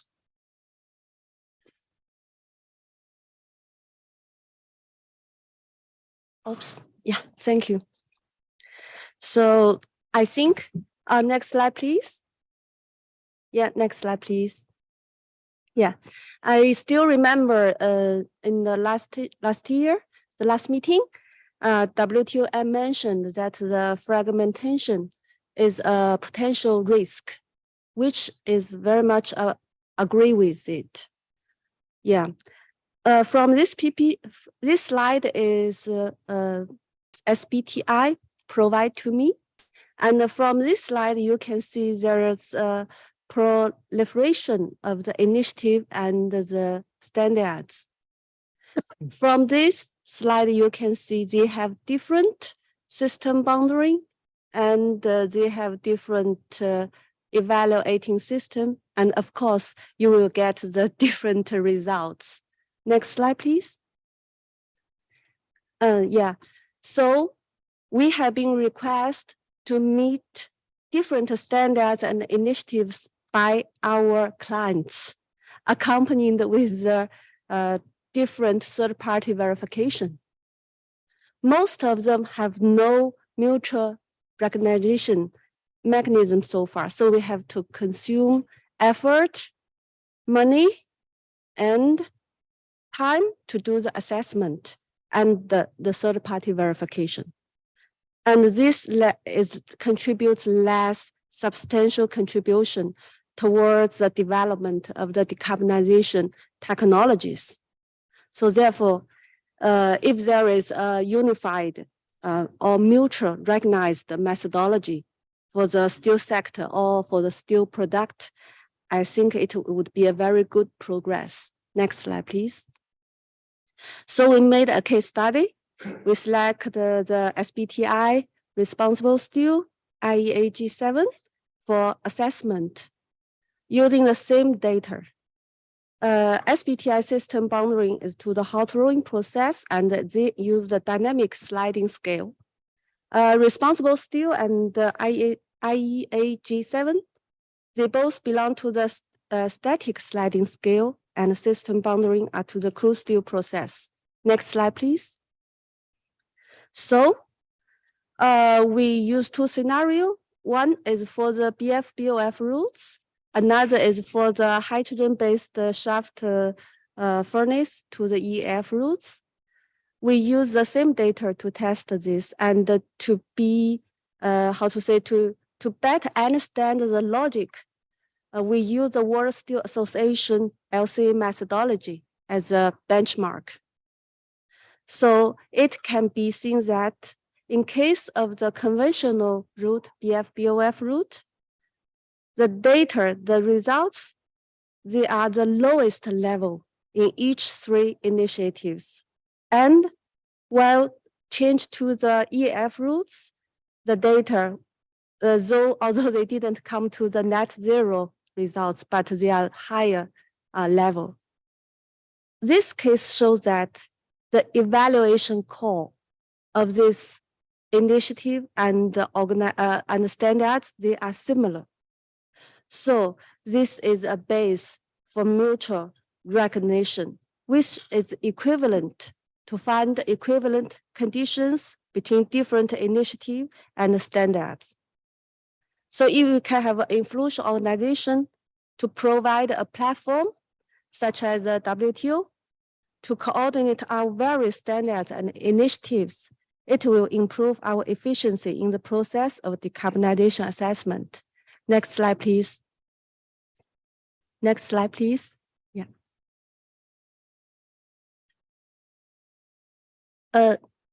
Yeah, thanks. Next slide, please. Yeah.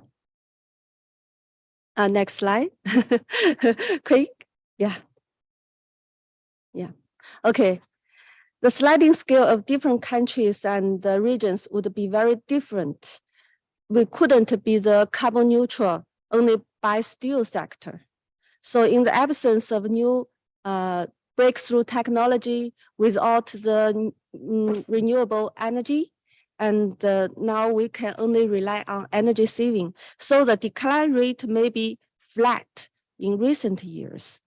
After the technical breakthrough, with more low carbon and renewable energy provided and plenty of the steel scrap, then we may have a sharp spot decline. This is a situation we need to be aware of. Each region is at different technical level.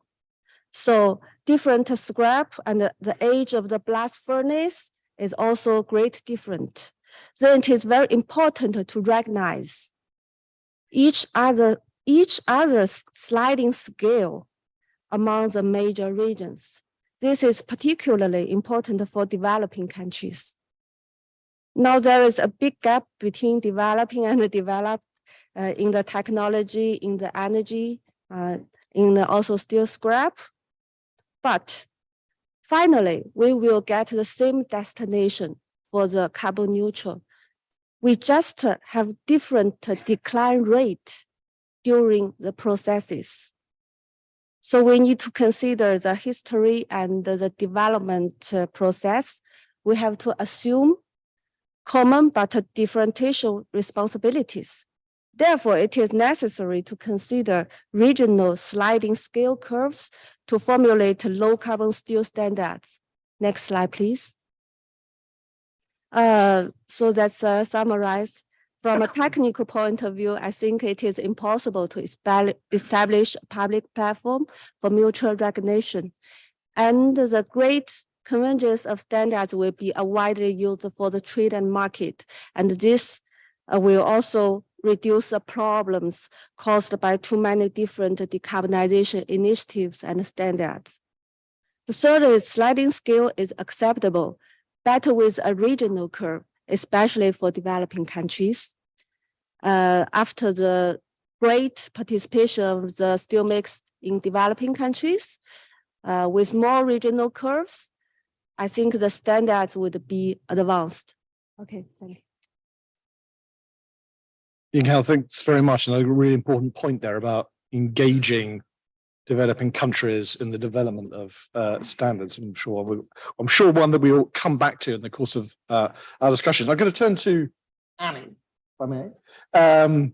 So this here, you recently published your standard version 2.0, which includes GHG emissions measurements. You might have to explain that to some of us here, but I know lots of people in the audience will understand all that. But tell me a little bit about the kind of the challenges and opportunities that you think that standard faces to promote coherence and the sort of global participation and a kind of particular participation in developing countries, which Ying-Hao just mentioned. No, thanks. Yeah, I mean, just to start off, I think it's an interesting reflection to think back 7 years to when Responsible Steel started. That at the time, there was already an inkling that there could be a bit of a proliferation of standards across the world. And so Responsible Steel's kind of intent right from the start was to come together, bring steelmakers and other stakeholders together to create one single international standard. And so forward wind 7 years, and that is what we have. We've been through a very lengthy process of engaging stakeholders from across the value chain, from civil society as well as business, academia, trade unions, and so on. Following ICL codes of good practice, which echo those of the WTO, it's worth mentioning. And today we have a standard that actually covers 13 principles of environment, social, and governance, and one of which, of course, is climate change. And that principle has a lot of different requirements, but there are a few that I will expand on here. And I think where we've got to now in 2023 is we have a standard that is endorsed by steelmakers in India, South Korea, Brazil, US, Canada, Europe, South Africa. So it's very much got a global flavor to it. And it's also, and this is really important, it's endorsed by civil society organizations and players from across the value chain, mining companies, tech companies, and customers of steel in the automotive industry, in the energy industry, the construction industry, machinery industry. So there's a very broad set of perspectives there.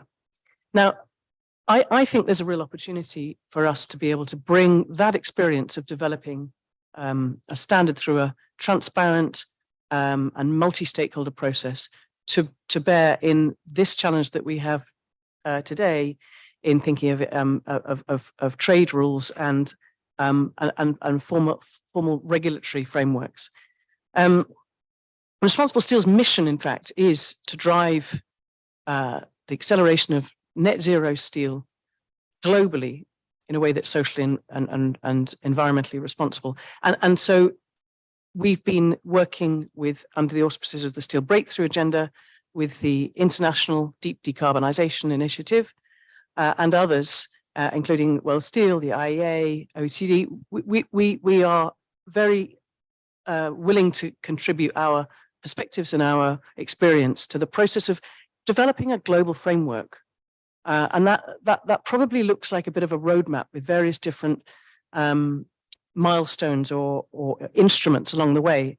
And we need to establish the common principles. And I think we're very nearly there, actually. There's been a lot of good work by various players here today on what are the common principles that really need to underpin this framework. It needs to be consistent. It needs to be comparable. It needs to be obviously global. It needs to be climate impact focused. And it needs to be equitable across the developing and the developed world. We need a common set of accounting rules. We need a common system for thinking about thresholds. Now, those thresholds might be different depending on a country's net zero targets, but the system of the thresholds, the concept, I think, needs to be common. We need a common understanding of what it means to verify greenhouse gas emissions and data. We need a common chain of custody system to ensure that the claims down the value chain as it moves from the steelmaker to the customer are actually well assured, guaranteed all the way, because it's not as simple as a roll of steel leaves the steel factory's gates and then arrives in a car. There's a lot of different stages in between. So how does that travel in between? And then we need some guidance on the kind of claims that can be made about the steel that maybe meet certain thresholds. And it's not, I don't think, as simple as saying, this is low emission steel and this is not, right? I think it's about, is this steel come from a site that is actually contributing to the global decarbonization of the industry? And that's really important. So we're very committed to helping to drive this agenda and to collaborate with others. On the accounting standards, we are ready to roll up our sleeves with the World Steel Association, with ISO, owners of other standards, and see how we can find more alignment. But I think when we come to the accounting standards, the principles, and the system of thresholds, we need to overcome some essential challenges, and I just raised three. One is that we've got to avoid confusion over actually what it's going to take to decarbonize the industry. We know that scrap is the most natural way to decarbonize, but we also know that there's not enough of it. So that is one way of decarbonizing, but we've got to incentivize the decarbonization of primary steelmaking. The second is to think about the metrics that we're talking about. And I think there's a bit of confusion here between what you might call a product carbon footprint and what is often referred to as the sliding scale. So just to start with the product carbon footprint, this is a metric which the customer that buys steel needs to know so that they can quantify the emissions in their supply chain and work with their suppliers to decarbonize. So it's a really important metric.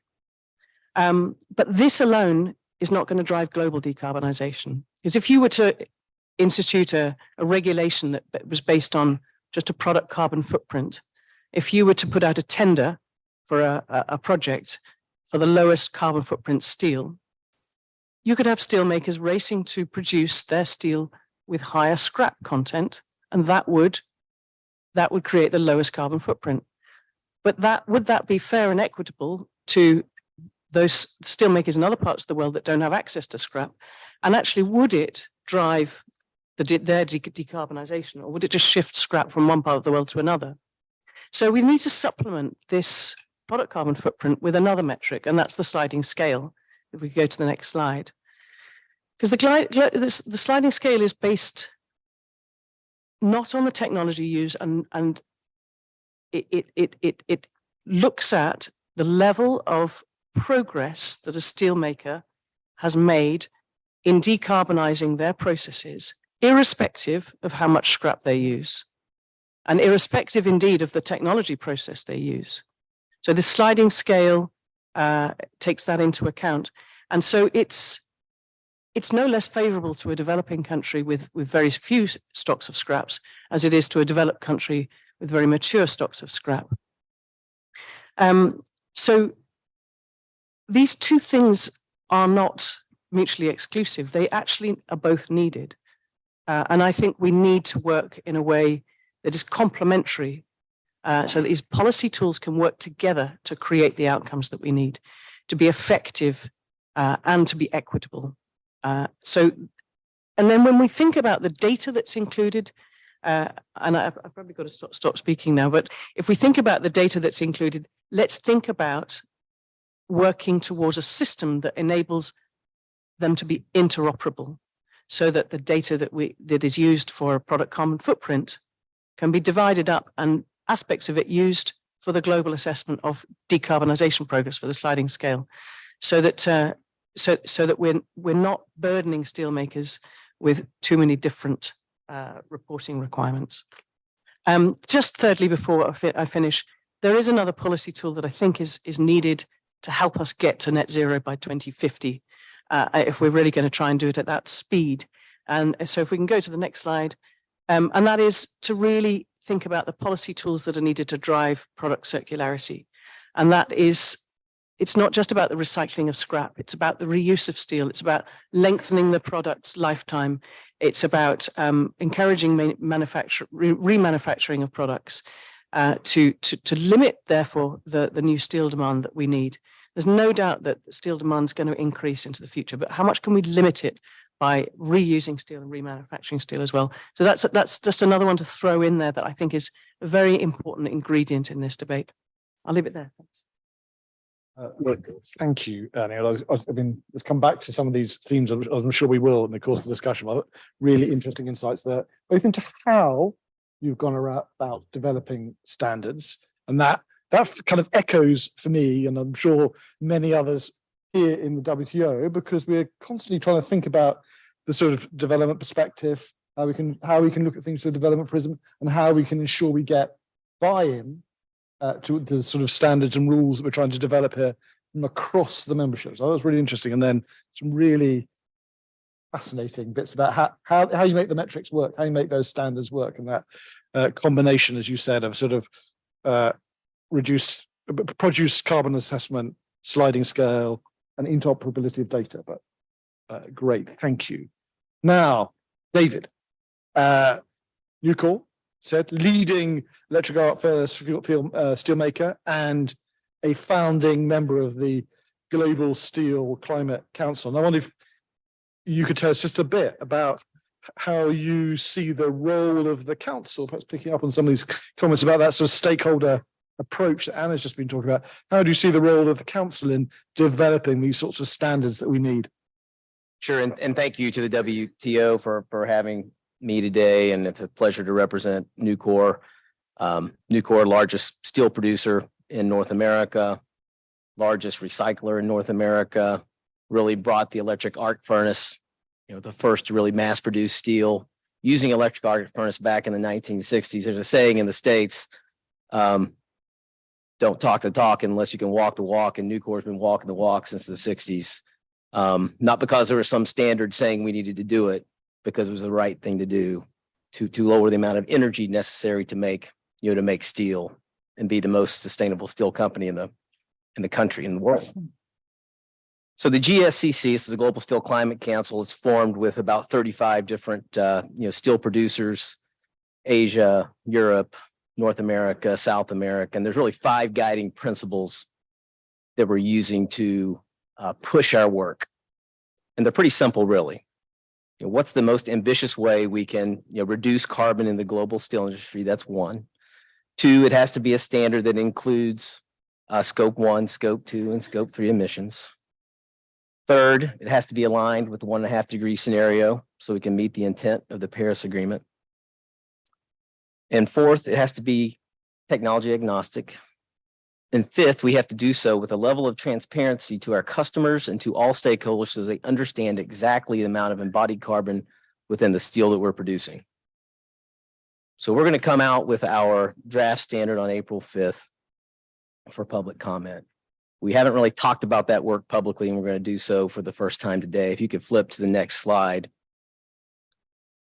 This is really just a snapshot of how the GSCC boundary will compare to other platforms. So you can see whether it's a World Steel Reporting Methodology or IEA or what SBTI is doing or Responsible Steel. They've all got little snippets within their program, and the GSCC will encompass all of these. Whether you're setting a corporate science-based target or it's a green steel procurement standard, you want boundary that includes emissions that are downstream of the caster. We're just going to cover all the relevant GSG or the GHGs within our boundary designation.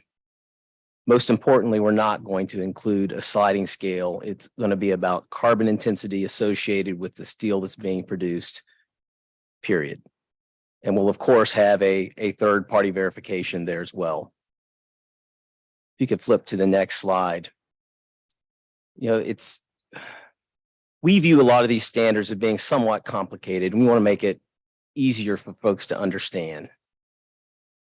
Where we see a disconnect is when you look at, you know, company science-based target setting in a vacuum, or you're looking at procurement standards in a vacuum. We find that to be problematic. We think we need to bring the two together. If the customer doesn't really care about buying steel that's produced in a way that's on track for, you know, to meet the Paris Agreement ideals, the industry is not going to shift. So we want to bring those two concepts together. We want to make sure that companies are setting, yes, science-based targets, but we want customers to be able to know that the facility that steel is specifically made at, are they on track to hit the Paris Agreement target or not? We find that to be very key in getting the true change that we need in the globe in terms of reducing carbon within the global industry, you know, to the point that it needs to be. So in summary, I'm not going to belabor this point. Why is the GSCC important? It's about measuring carbon intensity, period. No double standards, no triple standards. We all should be aligned towards the same end goal. Second, it's got to be technology agnostic. And third, most importantly, we have to bring together this idea of meeting this 1.5 degree scenario, what the customer actually wants, so they know they're getting it. Because if they don't want it, the market's not going to shift. And if the market doesn't shift, steel companies aren't going to truly be incentivized to change.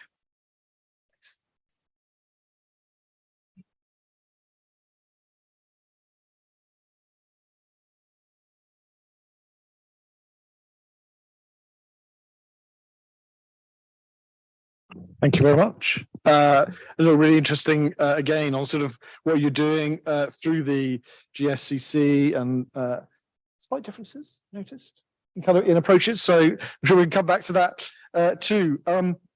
Martin, I said you've got some pioneering technology, the use of hydrogen for as you push to commercialize fossil-free steelmaking. When you look at this question of standards, what do you think we need to consider so that those standards reflect and acknowledge diverse steel production methods across the world? And how, to what extent do the standards that we have already out there actually fit the purposes of your company? Thank you very much. Thanks for WTO to invite us to this very important discussion.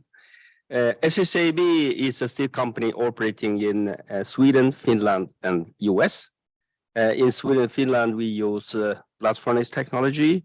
In US, we have 2 steel mills based on electric arc furnace using scrap. So we decided in 2016 to invest heavily in developing technology using fossil-free electricity through hydrogen and reduce iron ore in a shaft furnace, producing fossil-free spun drying. which we then can use together with recycled scrap in the electric arc furnace to the extent that is relevant. So actually we are creating a technology that combines these two rules in a perfect way.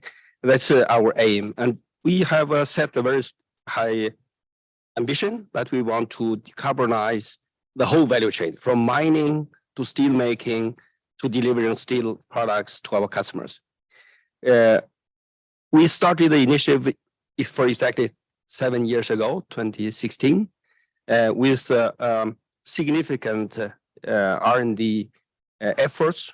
We have now shown that this technology works at the pilot plant level. We delivered the first steel products to a number of selected strategic customers. Volvo Group used this steel last year, showed very exciting machines that they have been put on the market. We are now investing in phasing out our current blast furnace-based technology in Sweden, Finland, and our plan is to do that completely before 2030. That is right now happening. So for us, we really think that using fossil-free hydrogen to decarbonize iron ore-based steel making and combine that with recycled scrap will provide a possible solution for the steel industry. We have built up a very exciting IP portfolio. We have filed patent applications. We have said that this technology will be available for others to use when it is commercially proven. Regarding the discussion of standards, we believe it's extremely important because right now there are a big number of different initiatives. Every such initiative talk about green steel in one way or another. It is quite confusing for people to really catch what is what. So we believe that it's important to create, or we jointly come to a common understanding with transparency and credibility, so that we can define what a decarbonized steel product really means. From our perspective, we think it is important to recognize that there are differences in different areas of the world.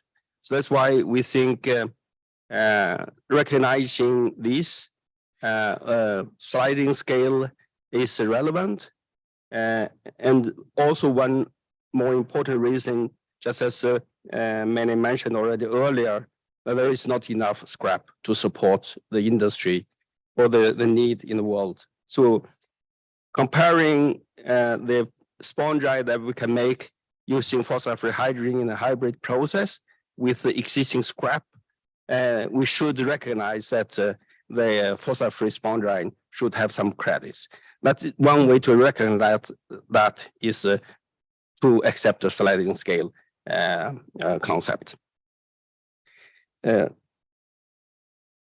That is important for us, and I hope that we can jointly come to a good conclusion. So we really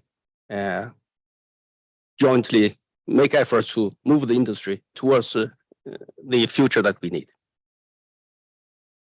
Awesome. Thank you. Thank you very much. And again, obviously kind of commonalities in what you were saying there with what Annie was talking about earlier. And I think it's something that's kind of been a recurrent feature of discussions this afternoon about actually some of the extraordinarily exciting technological innovation that's happening out there in industry, which opens up some real possibilities for helping us deliver on these 2030 and 2050 targets.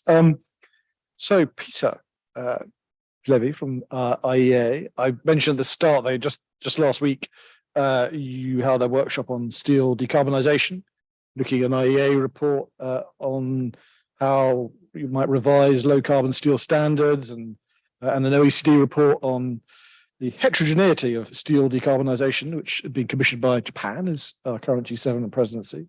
I mean, when listening to this conversation, and on the back of that workshop, kind of how do you and your colleagues in the IEA kind of see the prospects for kind of revising and developing coherent, consistent, widely accepted standards in this area? Thank you very much, Simon. And I now see it was a huge strategic misstep not to use slides because my face is much bigger on this big screen. But for next time, I guess. See how big it is behind you. Yeah, I don't look. Well, thank you firstly to the WTO, to the WTO leadership for inviting the IEA to participate in this forum, and to my fellow panelists. I'm sure most of you are familiar with the IEA and what we do, but just briefly, we're an intergovernmental organization, and we serve our members, our member governments and association governments with data and analysis on all aspects of energy, from security to affordability to sustainability. And as just to move to the questions that I was asked, I do want to take a bit of a step back and say, explain why the IEA is in this forum and in this discussion. And our primary role in assisting with this discussion previously has been to provide some of the rationale, the analytical basis, and the broader system context for some of the implementation work that we're talking about, including standards and definitions. And actually, perhaps one of our kind of landmark studies in this area is the IEA's Net Zero by 2050 roadmap that's been mentioned on several people's slides. This roadmap was a key element of our contribution to this context provision. This scenario, or the scenario contained in that roadmap, I should say, outlines a narrow but achievable pathway to net zero emissions by 2050 for the energy system as a whole. And it's become a principal reference, as we see today, but also for governments and initiatives and investment decisions even around the world. I want to outline 5 key points from that analysis that really explains some of the challenges that we're dealing with in the steel industry, but also in other heavy industry sectors. Firstly, the gross emissions in these sectors today have to decline by 90% plus by 2050 in our pathway, even if small residual quantities of those emissions are offset in other sectors. Secondly, around half the emissions that are being mitigated at the time the energy system reaches net zero are being done so with technologies that we don't have commercially available on the market today. And this proportion is even higher in heavy industry sectors like steel. Third, deployment of near zero emission technologies for producing steel and other heavy industry commodities can't wait until 2040 or 2050 in our pathway, but actually meaningful progress on deployment has to be made by 2030. Fourthly, looking at the steel industry specifically, our analysis suggests that a strong push on material efficiency strategies, including the use of scrap wherever possible, can deliver around 20% reductions in demand for steel relative to our baseline scenario, without compromising on the important services that steel provides to the world, and without compromising on the ability for emerging economies to build up their infrastructure and mobility systems. And finally, despite these material efficiency savings, we still see that iron production is needed in a timeframe that's relevant to our climate targets. These findings, especially the last two on the steel industry, are mirrored by many other organizations, including the World Steel Association, including other scenarios that are produced by other institutions like IRENA and the Mission Possible Partnership. Zooming forward to where we are today, though, since we published that roadmap, many governments have been asking us to support them with key aspects of the implementation challenge for these heavy industry sectors. One such request came from the German government last year to provide input for their discussions in the climate, energy, and environment track of their G7 presidency. And they asked us to focus on 2 areas last year. The first was a policy toolbox for tackling heavy industry sectors, a non-prescriptive policy toolbox. And the second was this topic of definitions as to what constitutes near zero emission steel production and cement production, in fact, in that report. The report and its findings were warmly welcomed by the G7 members in their joint communique, which recognized the definitions as a robust starting point for common understanding of definitions for these commodities. But the G7 and that report are just that. They're a starting point. There are several challenges that our report last year was not intended to address. And perhaps the most pressing one is the topic of our panel today, and that is around measurement standards. As we see it, definitions comprise two main components. The first is measurement standards, and the second is this topic of thresholds for emissions intensity, which are to some degree normative. While debate will likely continue on the sliding scale and some of the other aspects that we've heard on the panel already today around the emissions intensity threshold, any standard requires a consistent protocol method for measurement if users of the standard are going to be talking the same language in terms of the quantities of emissions that they're referring to. So the challenge is really how do we get from where we are now with a range of existing measurement protocols, different bodies overseeing different standards, different stakeholder groups involved in each, to an aligned view with the maximum possible consensus.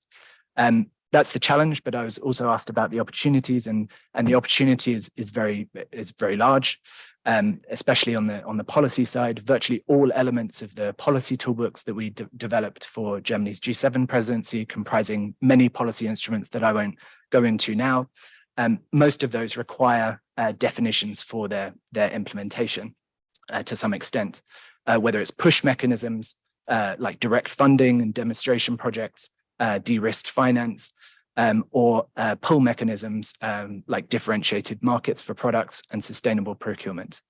I'll leave it there and I'll come on to the second chapter, I guess, of our G7 work that we're doing for Japan in my next intervention. Peter, thank you very much, and getting right to the point about these standards and how we develop them. I'm sure, so let's come back in a second. We're going to take a little second round of our panel before I turn to the United States of America and China for their thoughts. Just bear with us. Take note. You're not spared yet. Ying Hao, let's come back to you first of all. I mean, you set out a lot of what you were doing as a company. Others here have been talking about standards and methodologies. Just say a word about kind of what you're doing again as a company to invest in the work on those standards, and how could such standards help you as a company to go through this transition?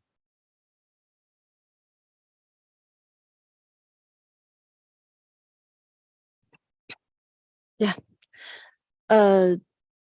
I come from China Ball. So China Ball, we have our carbon neutral target, and it's reducing carbon emission by 30% and in 2035, and carbon neutral in 2050.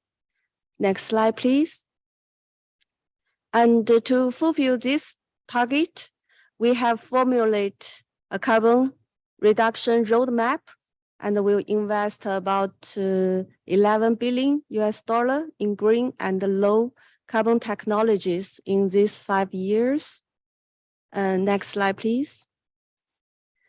First of all, we have established the intelligent carbon data online platforms to calculate our carbon emissions in covering scope 1, 2, 3 from the organization level, product level, and upstream supplier and their product carbon footprint.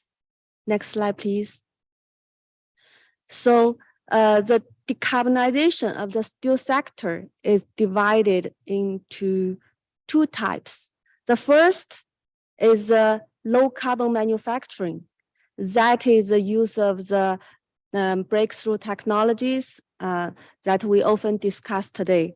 And the other is to make the low carbon products. Decarbonization from the perspective of the LCA life cycle for the whole society, which is always, I think, bigger than material itself. So the final product, they will reflect the decarbonization effect. Therefore, we're thinking that a low carbon steel should be reflected at 3 levels. The first level, low carbon embodied steel, as we discussed today. The second level, from the cradle to gate, the material level. The third level, that's from the cradle to grave. That's the final product level. LC thinking is very appropriate. Although LC is relatively complex, the World Steel Association has carried out LC work for more than 20 years and has laid a very good foundation. Next slide, please. So for the first level of low carbon steel, as I mentioned before, the development speed of each country is different. So China needs to have its own sliding scale curve. At present, and the Organization of China Iron and Steel Industry Association, Bao-led China Men Steel Mills, other industry association, universities, and scientific research institution, we set up a carbon emission prediction model of China's steel sector in 2020 and 2060, and start to set Chinese low carbon steel emission standards. And we also hope to have them mutually recognized with others around the world. Next slide, please. And for the second level, I mean, for the material, China Iron and Steel Industry Association has established an EPD platform in China in May last year, developed different PCRs in the whole value chain. This is prepared for the second level. In January this year, there were more than 10,000 registered users for this platform. Next slide, please. So by now we have 35 EPD have been published on that platforms, and the total number of the downloads of this EPD report is more than 4,000. Now we all released the EPD electronic label for convenient use. And we cooperate with downstreamers such as automotive, construction, household appliance, batteries, and other carbon label agencies in China. We have carried out mutual recognition with our downstreamers. First is automotive. We will send our EPD data to their CFP collecting system, CSAS, directly, which will accumulate mutual recognition experience among various industries in China. Next slide, please. And for the third level, I mean, for the low carbon products, final products, due to the steel, it has a high strength, lightweight, long life, and other properties. So decarbonization contribution of the high-grade steel to the society is far greater than that of the material decarbonization itself, which should be evaluated and well displayed. So that's why I say this is the third level. We hope to carry out this work through the eco-design with downstreamers and to form a common recognition assessment method. Currently, pilot projects have been carried out with the automobile and the construction sector. That's all, just for the share. Yeah. Thank you very much indeed. I'm quite mindful of my US and Chinese colleagues who are sitting here kind of waiting to come in. So I'm going to ask my other panelists to be kind of quite brief, and that was fascinating. Thank you, setting out so clearly what you're doing. Just a couple of quick sort of follow-up questions.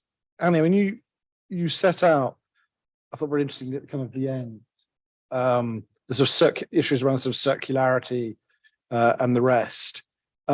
how do you kind of, in brief, very brief, please. How do you kind of, how do we deal with those sort of trade-offs in methodologies and the rest when we look at trying to have a global picture of decarbonisation across the life cycle of the project? Well, I think those differences exist for historical reasons, actually, because a lot of these standards were developed for different purposes. And if we can be clear about that, then we can be clear about whether those differences are actually still needed. When Responsible Steel was developing its standard, there was no standard that enabled the direct comparison of every single ton of steel in the world for its embodied emissions. And that's why we developed a set of rules that enabled that. Now, the SBTI system is aimed at something very different. It's aimed at corporate level targets. The CBAM is aimed at traded steel. Responsible Steel is aimed at site decarbonisation as well as the corporate commitments and the progress that they're making. So if we can strip it back to what the purpose is of the standard, I think we can get to a lot more alignment.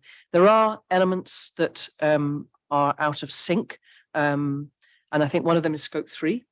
In our standard, the upstream scope 3 emissions, and a fantastic slide that you showed of the different differences between the systems and the difference it makes.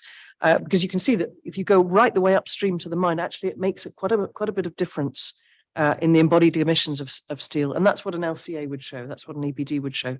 So you've got that much in common between the Responsible Steel metric and an EPD. Then you've got differences downstream at where you cut it off.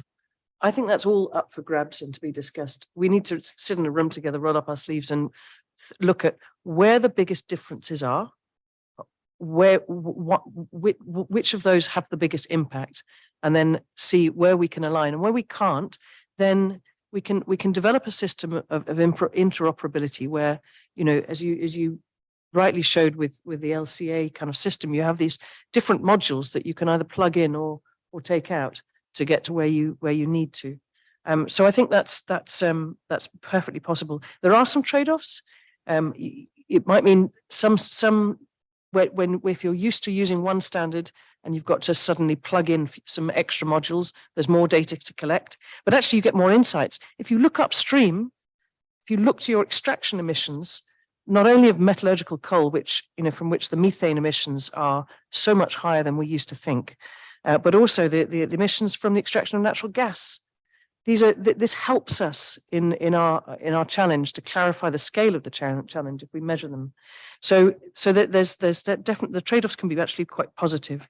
And the other win-win, I think, is this interoperability of data sets. But let's imagine one data set, many modules that can be served up for different purposes, and where there are different policies, different metrics required, you can provide it as a steelmaker. And this is, someone mentioned it in an earlier panel. What about the downstream makers? If you've got 5 different standards that you've got to service, then by the time you get 3 tiers downstream, you've got many multiples of standards. So it becomes really unworkable. And for the steelmaker, they've got to serve it up against 5 different standards, their data. So let's make the standards interoperable, if not aligned. And I think we can get a long way towards a system that is working together. Annie, brilliant. Thank you. David, you spoke very eloquently both about kind of what Nucor have been doing for the past 60 odd years, I think you said, but also about what GSCC is doing in this space. Kind of picking up Anna's comment about it, that entreaty to us to kind of roll up our sleeves and just kind of get on with it.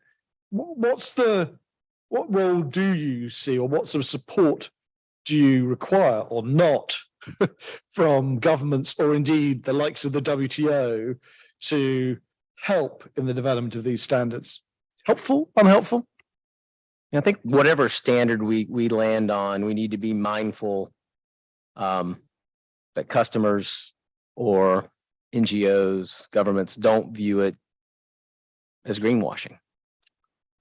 Take BMW, for instance. We put a quote up from them. Of course, they left responsible steel in the quote, and I'll read it because I think it's pretty powerful.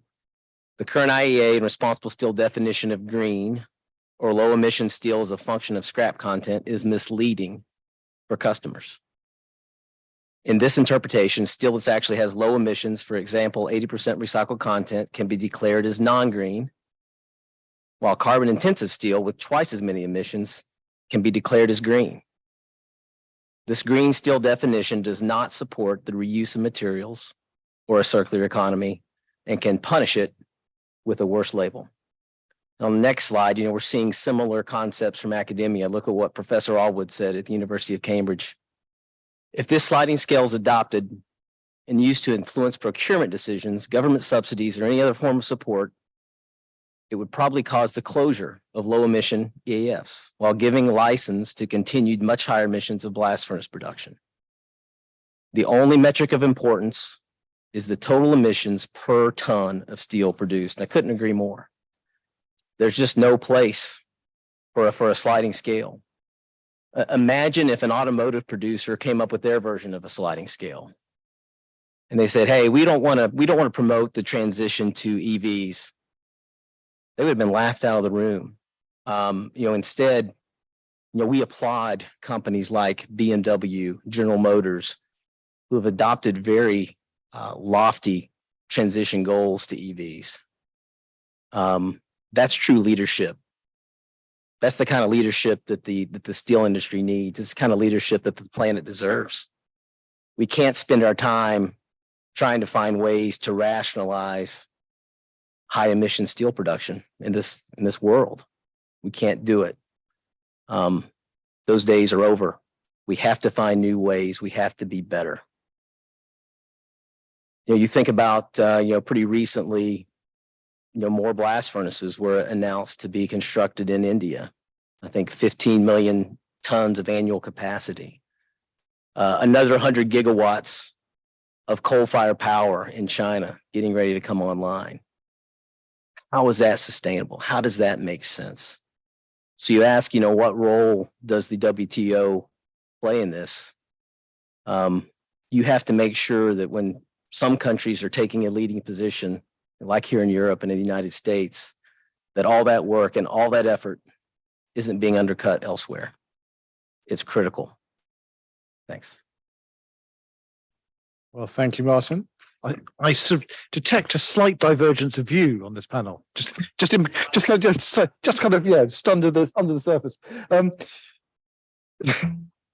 Martin, you spoke, as I say, very eloquently about what you were doing as a company with your near zero steelmaking technologies. Why for you are these technologies not kind of getting sort of scaled up globally?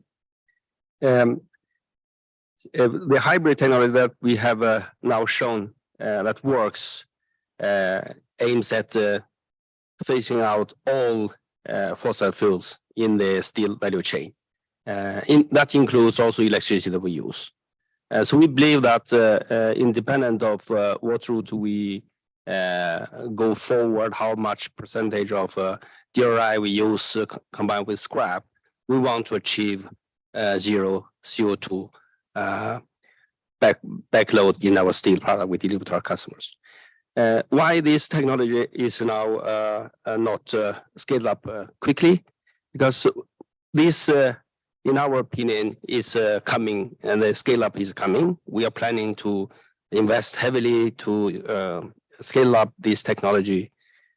The challenge in many places, in Sweden, it's possible. We are now moving ahead, as I mentioned, very quickly now phasing out all our blast furnaces before 2030. Worldwide is really the challenge of availability of fossil-free electricity.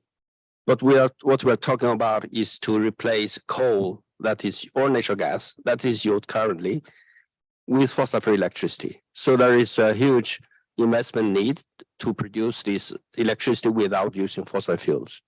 And that is a significant change in the whole society. We need to get many investments done in a short time. We need to have a public support. All the permit process today is taking longer time than what we hope for. But hopefully, when we get this momentum coming and technology becomes also cost competitive with the trend curve of reducing cost of electrolyzers and so on. Our hope is that this will be adopted widely going forward. Thank you. Thank you, Martin. Now, thank you for setting that out so clearly. Peter, you're now going to have to do me a very big favor, because you've now got to you've got to offer your comment in about 3 minutes, so I can get myself back on track here. So I'm not doing a very good job of keeping us to time. But look, do you want to say just kind of word? I mean, I know you want to come back to the work you've been doing, including just last week, about how we advance transparency and data collection across this sector. What role perhaps the WTO can play alongside yourselves? So I'll maybe cut to that bit. Cut away. Yeah, so I mean, collaboration, transparency are obviously going to be incredibly important aspects to any future efforts to align the measurement standards. I think that we should build on some of the momentum around emissions intensity thresholds, acknowledging some of the differences of opinion that have been expressed today. But on the measurement standard side, we have much less of a difference of opinion among the stakeholders. I think everyone agrees that you need to measure things in the same way, and that you need to have a kind of commonly agreed framework for doing that. And that is part of the work that we've been asked to take forward with Japan's G7 presidency this year. And I'm going to hugely truncate my description of what that work is containing, but it's not the IEA's role to draft measurement standards. This is not our kind of core remit or competence for that matter. But we are trying to identify through our analysis, what are some of the emission standards that we have available today to work from as a starting point, and then what specifically needs to be done to those, or what principles can be guiding the process of amending and aligning those towards some degree of convergence and consolidation. And the standards we are starting with are some of the ones that have been discussed today: the ISO standards, responsible steel, and World Steel's benchmarking methodologies and like LCI methodologies. So that's on the work we were doing with Japan. And I think that with respect to the WTO's role, I think that the organization, obviously, as has been mentioned by WTO senior leadership today, has a clear role and interest in guiding the alignment of measurement standards going forward, to reduce the risks of fragmentation and inconsistency in the way you measure things emerging. The arteries of global trade risk to be clogged if we cannot measure things in the same way and we don't have commonly agreed standards in place. I think to me the key attributes of the WTO that give it lend itself to playing an important role in this sphere are many, but two I would highlight would be the convening power, the outreach to developing economies, and also its strong technical capacity. The WTO is already doing impressive work on the mapping phase, mapping the landscape of these existing measurement standards. We've heard about this briefing note, which we participated in the review of, and we greatly enjoyed reading. Perhaps the next step could be around these principles for guiding the alignment of the process of getting standards in line and hopefully, or potentially consolidated in some way towards one common view there. Socializing the result of those that principle drafting process and that alignment process among its membership could also be an important part of the work. And then another area I think from the WTO we would greatly appreciate technical input from the WTO on elements of measurement standards that are particularly sensitive in trade agreements, treaties, et cetera, and how dialogues between governments and standard setting bodies can see off issues ahead of time. We at the IEA are make this my last note, are currently in the process of setting up a working party on industrial decarbonization. And while we're in the early stages of defining its work plan at the moment, we've identified standards and definitions as one of the key areas of our work that we'll be taking forward with our members and associations. And we'd like to explore with the WTO ways as to which they can participate in this forum. So yeah, those would be my main points. Thank you very much, Peter. That was almost brief enough. So I have 9 minutes left. I'm going to borrow a minute from Jean-Marie. So as to give our 2 ambassadors exactly 5 minutes each, because Jean-Marie is a very athletic gentleman, and I know he's going to be able to leap up onto this platform and start the next session with almost no time at all. So as to ensure there is absolute balance between these 2 superpowers within the WTO. I have the same question for the 2 of you, which are, what are the most interesting, surprising things you heard today, and what do you think the WTO can do to help? And we have a lot of debate. For those of you who are not kind of habitués in this room, we have a lot of debate as to whether we should have speaking limits and whether at some stage you should be cut off as you are in the Human Rights Council. So I promise not to cut you off, but I might start gesticulating madly or singing songs or something rare. No, you get to start. Your 5 minutes starts now. Thank you, Simon. And thank you, the DG program, for inviting me. This has been really fascinating, and I feel so much more knowledgeable right now than when I started this morning. Not sure I'm ready for the nerditorium or whatever it was called, but the key thing that I think I've learned today, and so I'll sleep easy tonight, is that it is possible to decarbonize steel, which I did not really know this morning when I woke up. And so that's a positive thing. And I also learned that there's many ways to accomplish that. And that's also a very positive thing because everybody starts from a different place. The other key thing I learned, which I would say is a neutral thing, is that there's a lot of concern about all these different standards. What I would say is that that's not unique to this situation because that happens all across the board on any number of products and production processes and whatnot.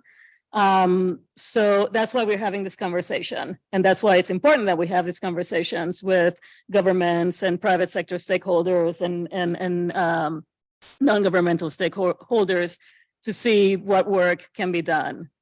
Some things I would still like to know, and I think that I've learned a little bit, is we've heard some about this, but I think that's where we need to continue having conversations is how are these standards playing, what's the role of these standards in shaping the market?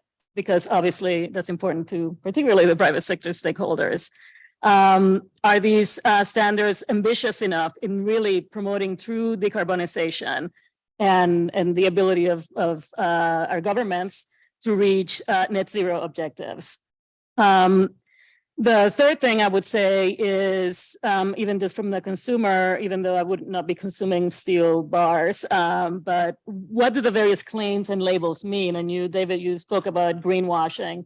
I think that we all want to know, I mean, we're all trying to be green, but we want to know that when we see something that says it's green, we know what that actually means. And I think that is right, the nub of the issue. To the question of what can we do here at the WTO, I would start by saying, and I think this has already been said, but I certainly agree that the WTO is not a standard development body.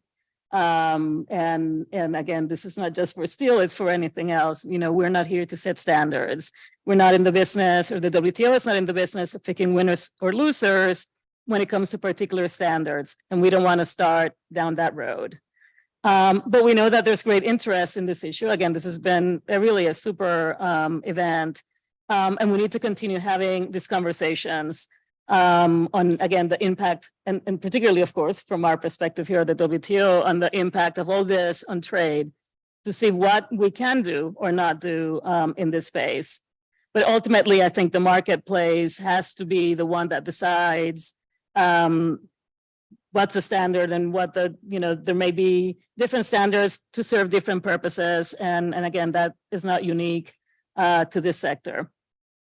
However, of course, the WTO can play a very important role, again, in bringing members, WTO members and stakeholders together to share information, because the most important thing is to understand what, particularly from the government perspective, what the governments are doing, why are we doing it, and we're trying to drive to the same goal, and then how does that impact trade? In that way, we can, again, understand the intersection between trade and climate change. You're not gesticulating yet, okay. Then WTO bodies do have specific roles that they can play, and I think somebody, at least one person has mentioned this. Of course, we have the TBT agreement. We have a TBT committee aiming to ensure that technical regulations, standards, and conformity assessment procedures are non-discriminatory and do not create unnecessary obstacles to trade. That's bread and butter here at the WTO.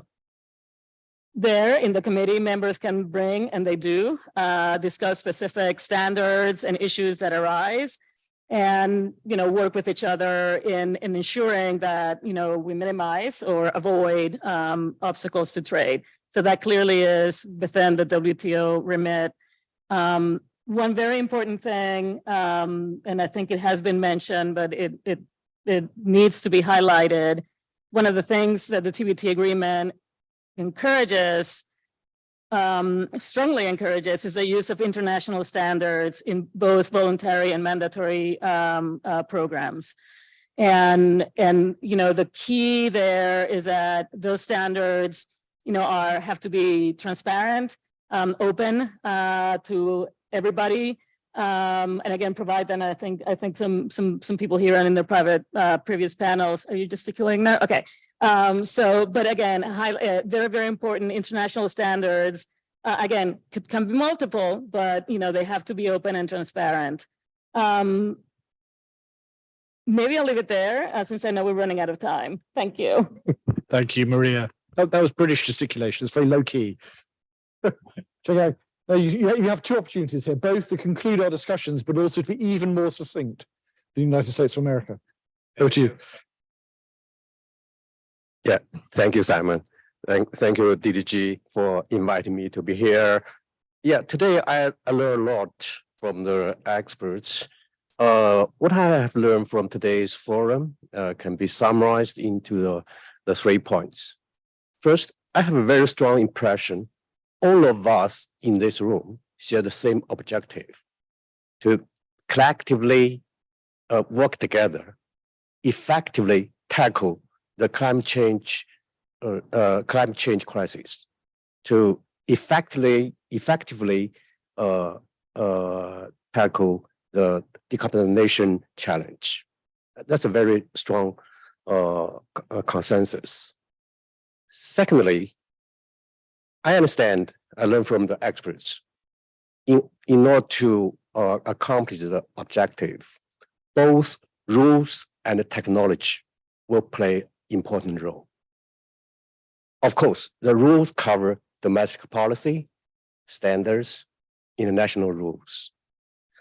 Technology, of course, is a very key means to this issue.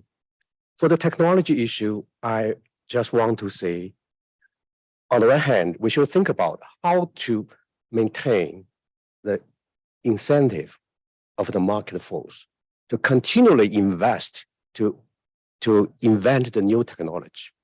On the other hand, because we still have a large amount of the population live in the less developed regions. As a global society, we should think about what kind of public goods we can provide to those people to help them to keep the pace with others. The third point is I learned some concerns from the stakeholders. One concern relates to the inconsistency of the standards. Another concern is about the level playing field. Back to the question, what should the WTO do? As a trade organization, I think the main task for WTO, we should think about how can we facilitate and promote the low carbon the trade of low carbon goods and service. And this topic, at least 3 things can be given further consideration. The one is coordinate the different standards to promote the mutual recognition of the different standards in order to avoid the standards to be a new barrier for trade. The second thing is try to provide more market access opportunities. Try to create more preferential treatment to the low carbon goods and services for market access. For example, the EGA negotiation unfortunately failed several years ago. Maybe it's sometimes we can reinitiate. Thirdly, I think as a trade person, we should rethink in WTO how to define the fair trade, how to define the level playing field under the context of principle of C and D, common and differentiated responsibility. I think at least these 3 things we can give a further consideration. Thank you, Simon. No, thank you. Look, it's a very brave British ambassador who tries to offer a comment on the comments of the United States and China. Thank you, both of you, for kind of concluding this session so succinctly. And thank you to all our expert panelists. It's been great listening to you, and as my Chinese and American colleague said, learning from you. I think I too started from a pretty low base, and I'm still about here, but it's a little bit further up. So thank you very much, everybody.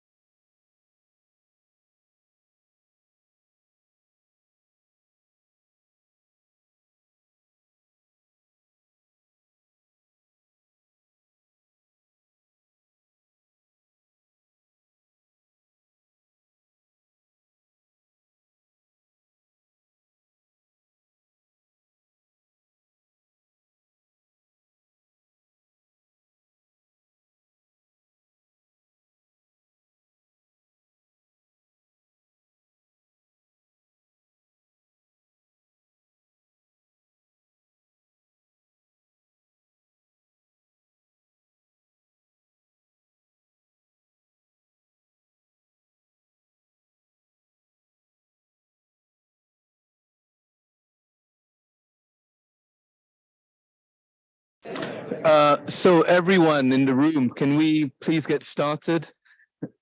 Thank you very much. Okay, now this is the final session of the day. So my name is Ho Lim. I'm Director for Trade and Environment at WTO. And for this session, I have a very simple job, basically, which is to try to keep things on time so that you can all get off to the reception, which is being hosted afterwards.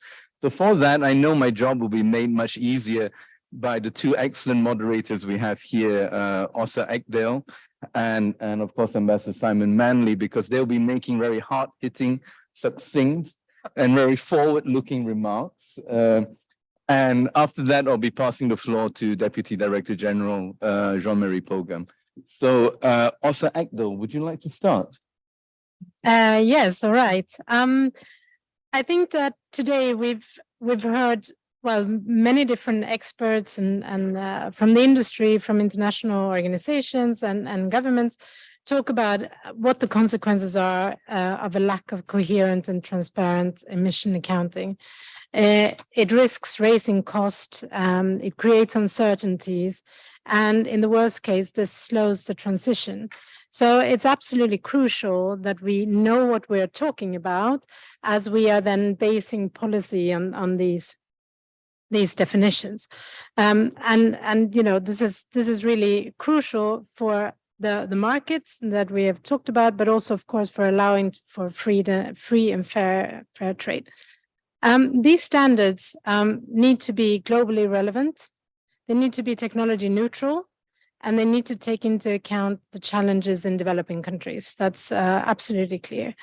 I think it's also been deliberately said standards, because I think there is a recognition that we will need a multiple of standards used for different purposes and sort of with different goals, but that these need to be interoperable. They need to be based on the same measurement accounting rules.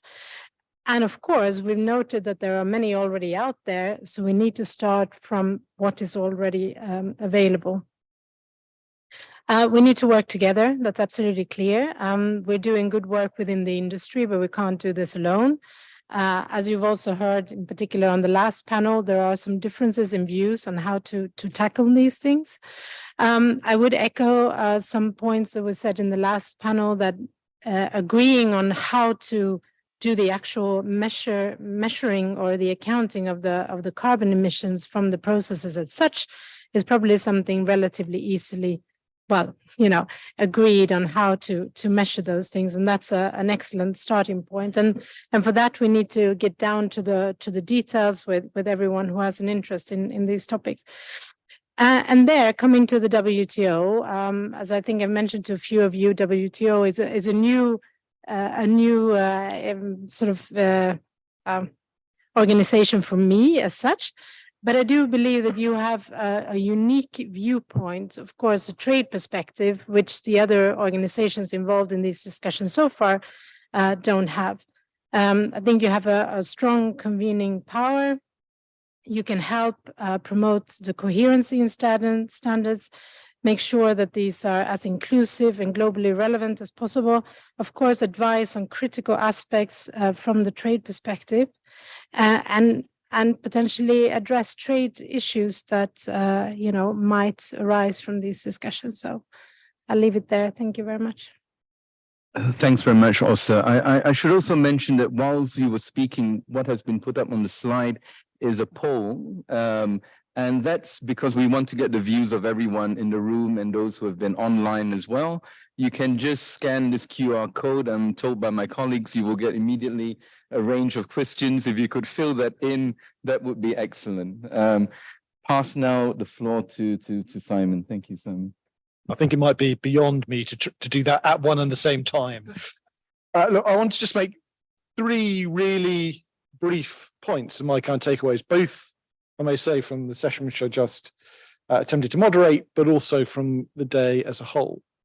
And the first point, and this is not just trying to kind of grab myself some sort of post-diplomatic private sector role, is how good it is to have business in this room.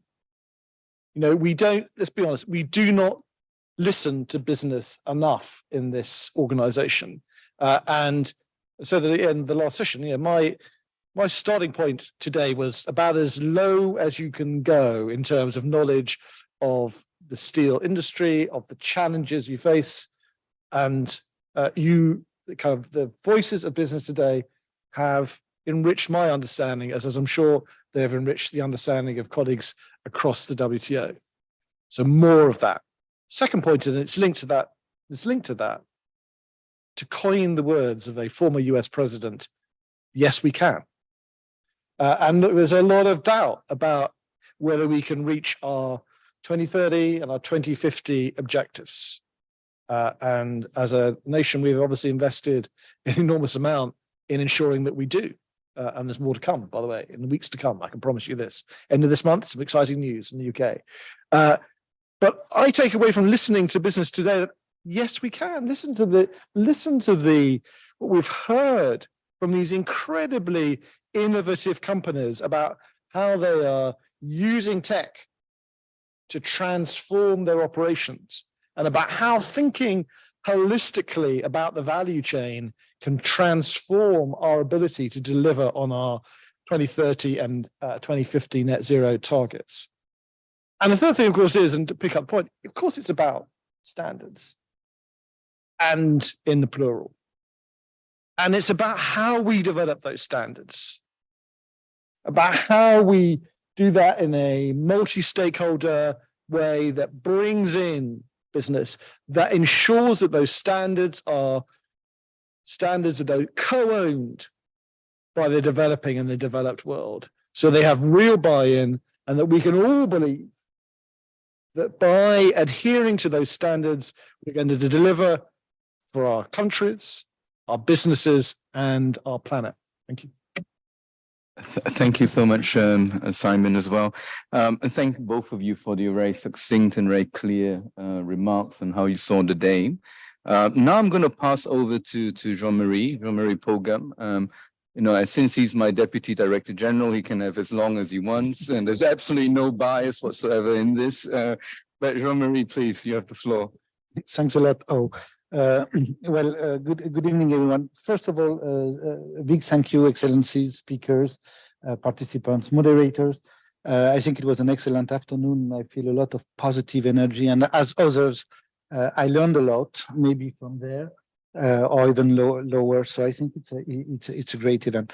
My takeaways are threefold. I see an opportunity, a prisoner dilemma, and maybe some milestones ahead. The opportunity, and I might call it a golden opportunity, is of course, first of all, for businesses. We heard loud and clear the determination of first-rate companies and sector determined to decarbonize their operation. And we heard how this issue of standards was relevant to their cost making. And they do that just because they want to grab the opportunities of the future. So that is point one. It's an opportunity for the world trading system also, because we heard this threat of fragmentation, which is raising transaction cost. And if we do not control for that, we will lose on both fronts, the economic front and the climate fight, or the struggle against climate change. And of course, it has been said today, WTO is the place for inclusiveness when it comes to how we want to organize the relation between our nations. And I think maybe I'll build on the point made by Ambassador Manley. It's an opportunity for some creative international cooperation, since we have to put into the room to be relevant governance, but businesses, standard setting organization, we are not one, that's clear, and think tanks also. So there is something new that we need to think about. And of course, this opportunity will not materialize automatically, should not be taken for granted. That's what I call the prisoner dilemma element of this discussion. It will materialize only if we can answer positively to two questions. The first one is, do we want to cooperate? Do we want to work together to promote convergence and prevent this fragmentation of international standards? In accommodating diversity, it has been said, heterogeneity and national pathways toward decarbonization. I heard mostly a very positive answer to that first question. I think we do not even need, we are not starting from scratch. There are initiatives already been led by, for instance, the international energy agencies and the OECD in the context of the G7. So there are substantial synergies that we can grab. And the second question is, to what extent do we want to work together and cooperate? And here again, there is no one size fits all. In regulatory cooperation, we can rank from just sharing information to harmonization, in between mutual recognition. We just have to set the level of comfort that we want to have in promoting that cooperation. And of course, the reward will be up to the level of cooperation that we want to have, once again, both economically and from a climate change perspective. How are we going to try to move to confront these questions? And here I have to face the scrutiny of my ambassadors. So I'll call that the milestone that I have maybe in mind, or I'm suggesting to you. The first one, clearly I buy the nerdatorium idea. The first one is to continue the deep dive into understanding with the private sector, standard setting organization, some piece of technical works that are still missing to understand fully the issue. One part of the issue is where it was quite well laid out today, but where standards diverge in scope, boundaries, and how they can sometimes overlap. Another one is to maybe map correctly the trade-related channels for international cooperation that are already existing, so that we do not duplicate or overlap or weaken the. So nerdatorium, I think, is the first phase. Second thing, it was mentioned also, and it is our intention. We need to engage this conversation with a broader and the full WTO membership. So I commit here with our team to report on the findings, the key findings of this event to the relevant committees, the Committee on Trade and Environment, of course, the TBT committee, which will come next June, and also the dialogues which have been open in the organization, like the Trade and Environment, the structured discussion dialogues. That's another standard forum.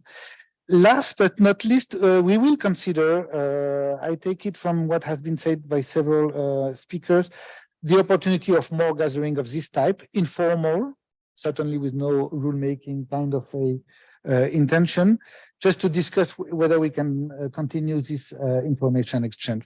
At any rate, I think the DG, you heard her previously, myself, the Secretariat are very much very happy to hear the guidance of our members, the guidance from all stakeholders into how to move this conversation further. I'll stop here. Maybe I was a little bit too long. But, no, you're very brief. No. Thanks very much, Jean-Marie. No, we ran the poll, and I'm happy to tell you there are lots of nerds out there. We've been told that there have been over 500 people who have been attending the sessions, including in the room and online, and there are many more live streamed. So I think we're in a good place for an auditorium or whatever is the right word. And my colleagues have also put forward the results of the poll. There's one handicap. They told me that I can just read out the results, but I can't actually read them. But anyway, they're on the big screen. I think you can work out exactly what they are. I have challenging eyesight problems, but in any case, the highest priority for international action is steel decarbonization standards. And we have a very large part, which I'll ask Violetta to read out because she can read it better than I can. So we have 47% voted converging on common methodologies for carbon content measurement. Second to that was ensuring standards are globally relevant and technology neutral at 25%. Thank you. Would you like to continue to the next one? Sure. Then for the second question, we had 51% is asking the highest priority for the WTOs to serve as a forum to enhance international cooperation and transparency in standards. And second to that was for the WTO at 18% to provide guidance on the preparation, adoption, and application of decarbonization standards. I think those were the only two questions we had, and that was the poll. And I think it basically confirms a lot of what's really been said here, that there's considerable interest in this, and there's a possibility here for WTO to contribute to continuing this work. So that's basically it for this session. My last two things to do is to really thank the team that has been behind working on all of these areas and really making this possible. So I really have to thank Violetta Gonzalez, Devin McDaniels, Michelle Mokaya, Una Flanagan, Anastasia is here. There's possibly other people that I've forgotten to mention. Matteo Ferrero, very important as well. So thank you all for making this possible.